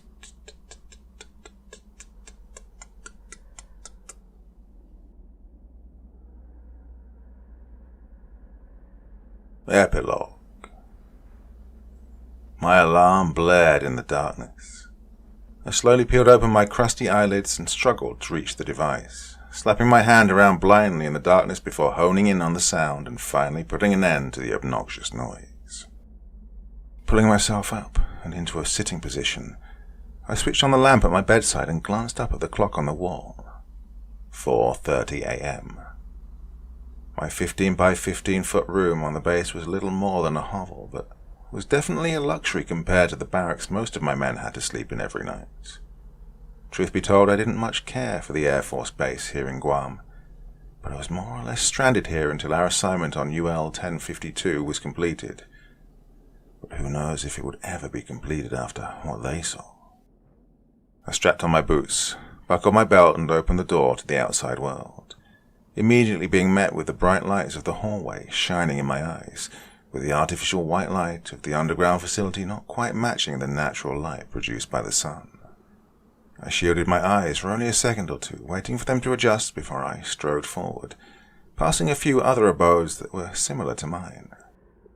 Passing some of the soldiers who were stationed on guard duty, they acknowledged my rank before stepping aside and allowing me further into the cold insulation that I had called home for the past 2 weeks. Stepping through the metal swinging double doors, I geared myself for the first decontamination checkpoint, as I was sprayed down by workers in hazmat suits with a fine mist of some chemical compound that even I wasn't fully aware of what was in it. After being confirmed sterile and passing through, I picked up the standard issue CM6M respirator and strapped it onto my face.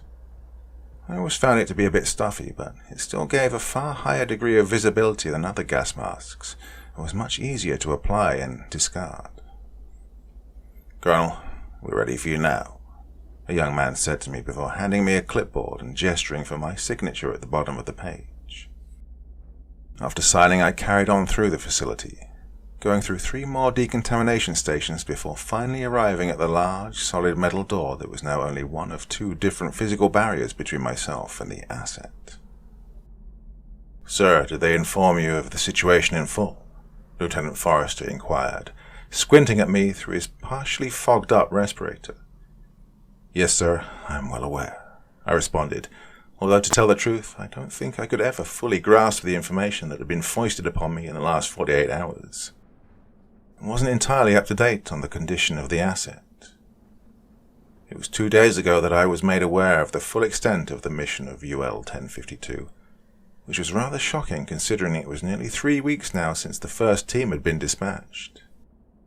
After 2 contracted teams of 23 crewmen in total had gone MIA, 16 on the first crew and 7 on the second, a CDC hazmat division with an entire military platoon as an escort was ordered to investigate. What they uncovered was one of the more shocking revelations of my career in the armed forces. "Let's begin," he informed me, pulling open the door and entering the chamber. I was told of the horrific discoveries the CDC crew had uncovered while in ULT-52B, the designated code for the second discovered entrance into the interior of UL 1052, but when taking a look at the asset that sat before us across the one-way glass, I still felt sweat starting to form on my brow, and could tell that my heartbeat had jumped a few beats per minute. The young man, if you could call him that, was slouched down in the chair and nearly unrecognizable as a human being in many aspects. His hands were strikingly elongated, and I noticed bone fragments jutting out from the tips of his fingers. His hand and arms had large patches of skin missing or torn apart, revealing black, striated muscle tissue. The face of this creature was another sight entirely, as not only were the upper and lower lips completely absent, which, judging by the ragged way the flesh was torn, I can only assume was self-inflicted by his own incisors, and jet black pupils ringed by dark veins stared at the ground. An extremely dark red, almost black substance was smeared across his body, forming streaks across his skin, stemming from his nose, eyes the size of his mouth, dripping onto the floor in a small but steady stream. His chest huffed up and down as he took in short, ragged breaths, with his laboured breathing greatly agitating the monitoring equipment and tubing attached to his arms, neck, and chest. "How did you get him so docile?" I asked the lieutenant, still remarkably uncomfortable in its presence. From the stories I'd heard, he'd managed to infect not only 4 members of the secondary crew that had been sent after them, but also got to 3 of our hazmat guys before finally being subdued. They told me that his arms seemed almost fluid-like in motion as they weaved and pierced the skin of the men in the hazmat suits, and it was only a matter of hours before they too started to experience the same symptoms. They didn't think it possible at first that he actually could have been apprehended, but after striking him in the head from behind, they were able to quickly get him in a hermetically sealed chamber. After a week of study by one of the base's neuroscientists, he concluded that the pathogen that had taken hold of this young man's body wasn't a pathogen after all, but rather the process in which the substance was causing cellular decay and binding to different receptors in the nervous system. It was actually more similar to a cell. "We've been pumping him full of meclothorin-based solution as per Dr. Chan's instructions," Forrester informed me. "It's normally used in cancer treatments, but in this case it seems to significantly reduce the rate of assimilation of the remaining human cells and restore some mental faculties of the subject." "So, you're using it to cure him?" No, there is no cure. Substance UL-1052B12 can't be fully exhumed from the human body because it bonds with the host on a cellular level and fundamentally alters the DNA of the cells. We can delay the transformation and even give back some more rudimentary faculties to the infected, but it's only a matter of time before they're lost. I looked once more at the poor soul I saw trapped in his own body in front of me. Without external stimuli, it appeared that he mostly had control over his thoughts and actions, as I saw him glance around the walls and even look at his wrist in an action I assumed to be instinctual from when he had a watch. But this was about to change. 3 weeks ago, this certainly wasn't what I'd had in mind when I thought of debriefing the crew. I still couldn't believe that this was the same young man I'd recruited from the university in New Zealand. He seemed like such a bright young lad. What a pity, I thought. "Watch," the lieutenant spoke as he gestured to the call button on the control panel. He pressed the small red button, releasing a quick barrage of static before leveling out, but this was immediately followed by a creaking and distorted howl being transmitted back from the interior of the chamber as the young infected man twisted and convulsed involuntarily and attempted to thrash his arms about despite them being shackled to the chair by the wrists with half-inch wide steel chains. I took a step back out of instinct and placed my hand on my sidearm, but Forrester reassured me. "He does this every time we start a session. Just be patient," the lieutenant informed me, leaning back in his chair and putting his hands behind his head. Being in the military, we'd all seen some shit over the years, but I couldn't believe how nonchalant he was over this whole thing, and I think he could read the shock on my face through my mask. "Don't worry, we've been interviewing him over the mission for 78 hours straight now without incident. If he could have escaped, I'm pretty sure he would have done it by now." "Yes, sir," I acknowledged. "But 78 hours? Why is the debriefing period taking so long?" "Every now and then, the crazy bastard starts screaming and trying to break out of his restraints. He's told us most of what happened to the crew, or at least what he thinks happened, but it's slow going at this rate. Half the time he's convinced that he's healthy and begs us to let him out of here before he gets infected." "How does he, or it, speak?" "Like so," Forrester pointed out, pressing the call button and leaning into the microphone. Subject P2709. Confirm to us the status report of your mission. The man, who I was now beginning to see more as a thing, shuffled in his chair before cocking his head and squeezing his hands, which made a sickening crunching sound, sounding like a combination of bones shattering and knuckles cracking. What he let out next sent a wave of fear and anxiety coursing throughout my brain and a shiver down my spine. Mission status. Team overrun. He let out in a combination of choking wheezes spaced out by a series of inhuman clicking and chattering noises. His face was twisted in pure agony as I saw he struggled to maintain control of even the smallest facial muscle, and the tears and scratches on his face opened up and were exposed to the air once more due to the immense strain in this area, sending black and red pus flowing out in some droplets. Don't send me back, please, he pleaded with us, which was the first time I could visually see any kind of genuine human emotion on his face. But it wasn't an emotion of pain, agony, or hatred. It was fear. I couldn't believe what I was seeing. From the wounds and deformities seen on this specimen, it was unbelievable that he was still alive, let alone talking and screaming. You're not going back to this island, Forrester assured him, before cutting the intercom and this time reaching for his pants and fumbling with his radio through his clumsy gloved hands. What are you going to do with the subject? I inquired, knowing full well that it may be above my position on the chain of command to know for sure. We're going to take a tissue sample and send it to the labs for further study, he said before picking up his radio, tuning the frequency and pushing the button to send a message. We're ready to escort subject P2709 to the incinerator and decontaminate the room. I felt a little better knowing that the suffering kid was soon going to be put out of his misery for good, but still couldn't help but feel extremely unnerved by the sight in front of me. Knowing that this could happen to anyone on the globe was remarkably disturbing. I didn't know Commander Robert Wagner all too well, having only met him a handful of times before the mission, but knowing that he was likely wandering around the hundreds of feet underground in that unholy place made me truly pity him and the rest of the team. What do you think happens if these leukocytes ever escape from containment? I questioned the lieutenant, finally averting my eyes from the abomination in front of us. The infection caused by contact with leukocytes doesn't seem to halt or reverse even after being extracted from UL-1052.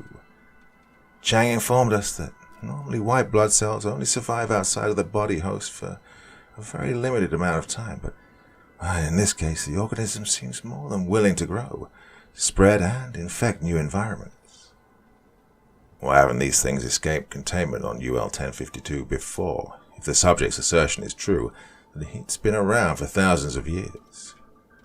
Well, we have no idea how it responds in different ecosystems or with different species, which is what the tissue sample will be used for. But from what they reported in those caves with what happened to the rest of the crew, he trailed off. I looked back towards the containment room as I heard the hiss of the airlock. I saw two of our men in Level A SCBA hazmat suits enter from the side and walk forward before the doors closed automatically behind them. The subject jerked his head up from his restraints and took a glance at the guards who just arrived. I saw black lines starting to form and protrude on his neck and forearms. "Don't worry, son. It'll be over soon," I interjected into the mic before disconnecting it once more, wanting to give at least some comfort for the soul that was trapped in the subject's body, as well as possibly keep him calm enough for our men to properly do their jobs without incident. The men approached slowly with trepidation, not wanting to stumble in their stuffy suits or cause panic in the subject. But I could still see that he was visibly trembling, what almost seemed like weeping. Dark fluid was starting to seep out of his tear ducts and the sides of his mouth and run down his face, which would have been alarming had I not been assured that the chamber we were sealing him in was 100% airtight. the same technology used by NASA in their spacesuits. Still, I could read worry etched across the guards' faces. They began to pull out the tubes, wiring and other monitoring devices from the subject's body, and looked at each other in preparation to give the signal to begin extraction from the chair and into the mobile chamber. I was staring intently at the subject when I saw him make a quick jerking motion of his head up from the ground and look directly at me. Even though it was one-way glass, and he simply mouthed two words which, although I wouldn't have been able to hear since we had disabled comms, I still recognized from reading his lips, at least what was left of them. What he said, "I'm sorry." With this strange action, my brow furrowed and I pressed my face as near to the glass as I could with my mask on, struggling to get a better view as I saw that the skin on his arms seemed like they were putrefying and rapidly decaying. In contrast to the pale skin displayed earlier, this part of his body began to darken a greyish and then nearly blackened tone. All this taking place in the span of 1 or 2 seconds. I then saw the subject struggle against his restraints on his arms, even though he knew there was no way he could break through them. But rather than bursting his chains, I was shocked to see that the metal cuffs were actually sliding through the black and red flesh of his wrists, cutting off his hands entirely. Now that his arms were free, the subject immediately turned to face the guard on his left, sending his right stump upwards in a fury directly up and into the double-layered mask of the unsuspecting man, which, although formulated to be chemical and puncture-resistant, didn't seem to have much give to it at all, before tearing and letting in the new stream of black fluid and gore which flew directly into his face, knocking him to the ground. Although only a few seconds had elapsed, and it took my mind even longer to realize what had happened, the lieutenant had already sprung into action, slamming his fist down onto the emergency lockdown button, which sent an even larger array of locks and security measures into place on the outer doors of the chamber, and activated an alarm blaring throughout our level of the facility. The red light flashed across our faces in waves, and although I couldn't hear much of anything through the glass, I could still tell for a fact that the men in there were screaming at the top of their lungs, as I saw the man on the right thrashing wildly at the door with his back turned to the subject, who had one of his quickly elongating stumps arched up, aimed directly towards his lower torso. Oh, it's a good thing those doors are locked from the outside, or those morons would have been contaminating the entire base, Forrester coldly stated as I gazed back at him, mouth agape. The surviving guard desperately pounded at the door before turning and directing his attention towards the one-way glass, giving us one last look of hopelessness, betrayal, and understanding before a dark tendril punctured his abdomen below his ribcage, sending a spurt of blood and black goo ejecting from his mouth and into the interior of his mask, thankfully blocking his distorted face from our vision. "Sir," I grunted at the lieutenant. "The subject." The subject had already managed to wrench himself out of the restraints entirely, and was now limping over to the glass, with one of his mutated appendages already pressed against it. He began to pound and thrash and beat against the glass with all his might, which, from his perspective, probably looked like he was beating against his own reflection. The viewing portal that lay between us and the thing was by no means in any danger of breaking. The glass was over 3 inches thick, around half that of a porthole on a deep-sea submarine, and at a hardness level rivaling that of iron. I felt fairly confident that we were quite safe from harm behind it. We could barely hear the dull thumping coming from the other side of the glass, and the black smudges and streaks that were left across its surface by the subject's flailing arms were starting to obscure our sight. I had no idea how we were going to deal with this mess in front of us, honestly wondering how it could get any worse, when 2 soldiers burst into the interrogation chamber from behind us. "Lieutenant, sir, we have a containment breach. You're needed topside immediately," one of the more frazzled soldiers shouted through his mask, clutching his M16A2 rifle. "The situation's under control. We have the asset contained. Forrester shouted to the man, grabbing him by the collar and pointing to the enraged beast that was only inches away from gouging our flesh out and infecting us. Yes, sir, but you don't understand, the soldier huffed out, his face as red as a tomato and sweat dripping down his face under his mask. Subject P2709 is not going to escape. Get a containment crew down here and we'll clean up this mess. Negative, sir. The containment crew is occupied. The other one, the bigger one, P2705, it got out. He handed us a video monitor that I recognized from viewing the camera feeds on the base, and we watched as a large, muscle-bound man with a wild expression, black eyes, long twisted arms, and black veins running across his body. Well, I could do nothing more than turn to the lieutenant in shock, most likely with the same look of bewilderment and fear that he had on his face, and mutter, "Sir, we've been breached," in a defeated tone. But Forrester was speechless. His eyes were still locked on the chamber in front of us, where subject P2709 was still pounding on the glass, but now joined by two other figures. One of their faces covered up by the spray of black and red gunk on his interior visor. The other's face an unrecognizable pulp of flesh after its beating. How had they turned so fast? I thought to myself. They'd described the mental and physical transformation process taking minutes to hours on UL 1052. I took hold of the tablet from the lieutenant and grasped it in my own shaking hands, flipping through feeds, but I was now unable to locate P2705 or any other base personnel in the now gore-stained underground corridors. That is, until the very end, which was a live surface-level view. Dozens of shambling figures burst out of the facility and began to stream out onto the base, leaving a dark trail visible behind them on the monitor.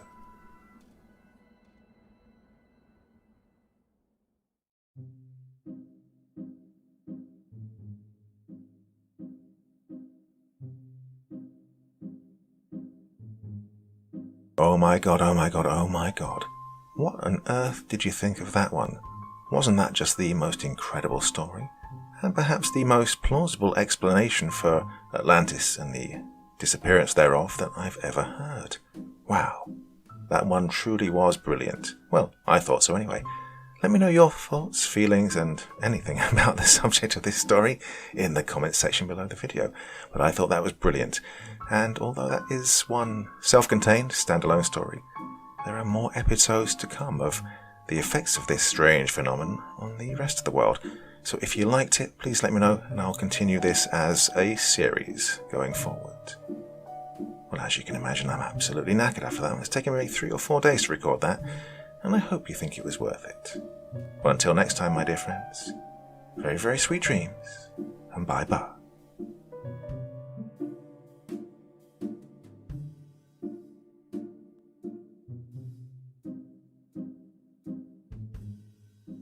Thank you so much for taking the time to listen to this story today. It really means a lot to me and to the author of the story, of course. Well, if you want to know more about me, I'm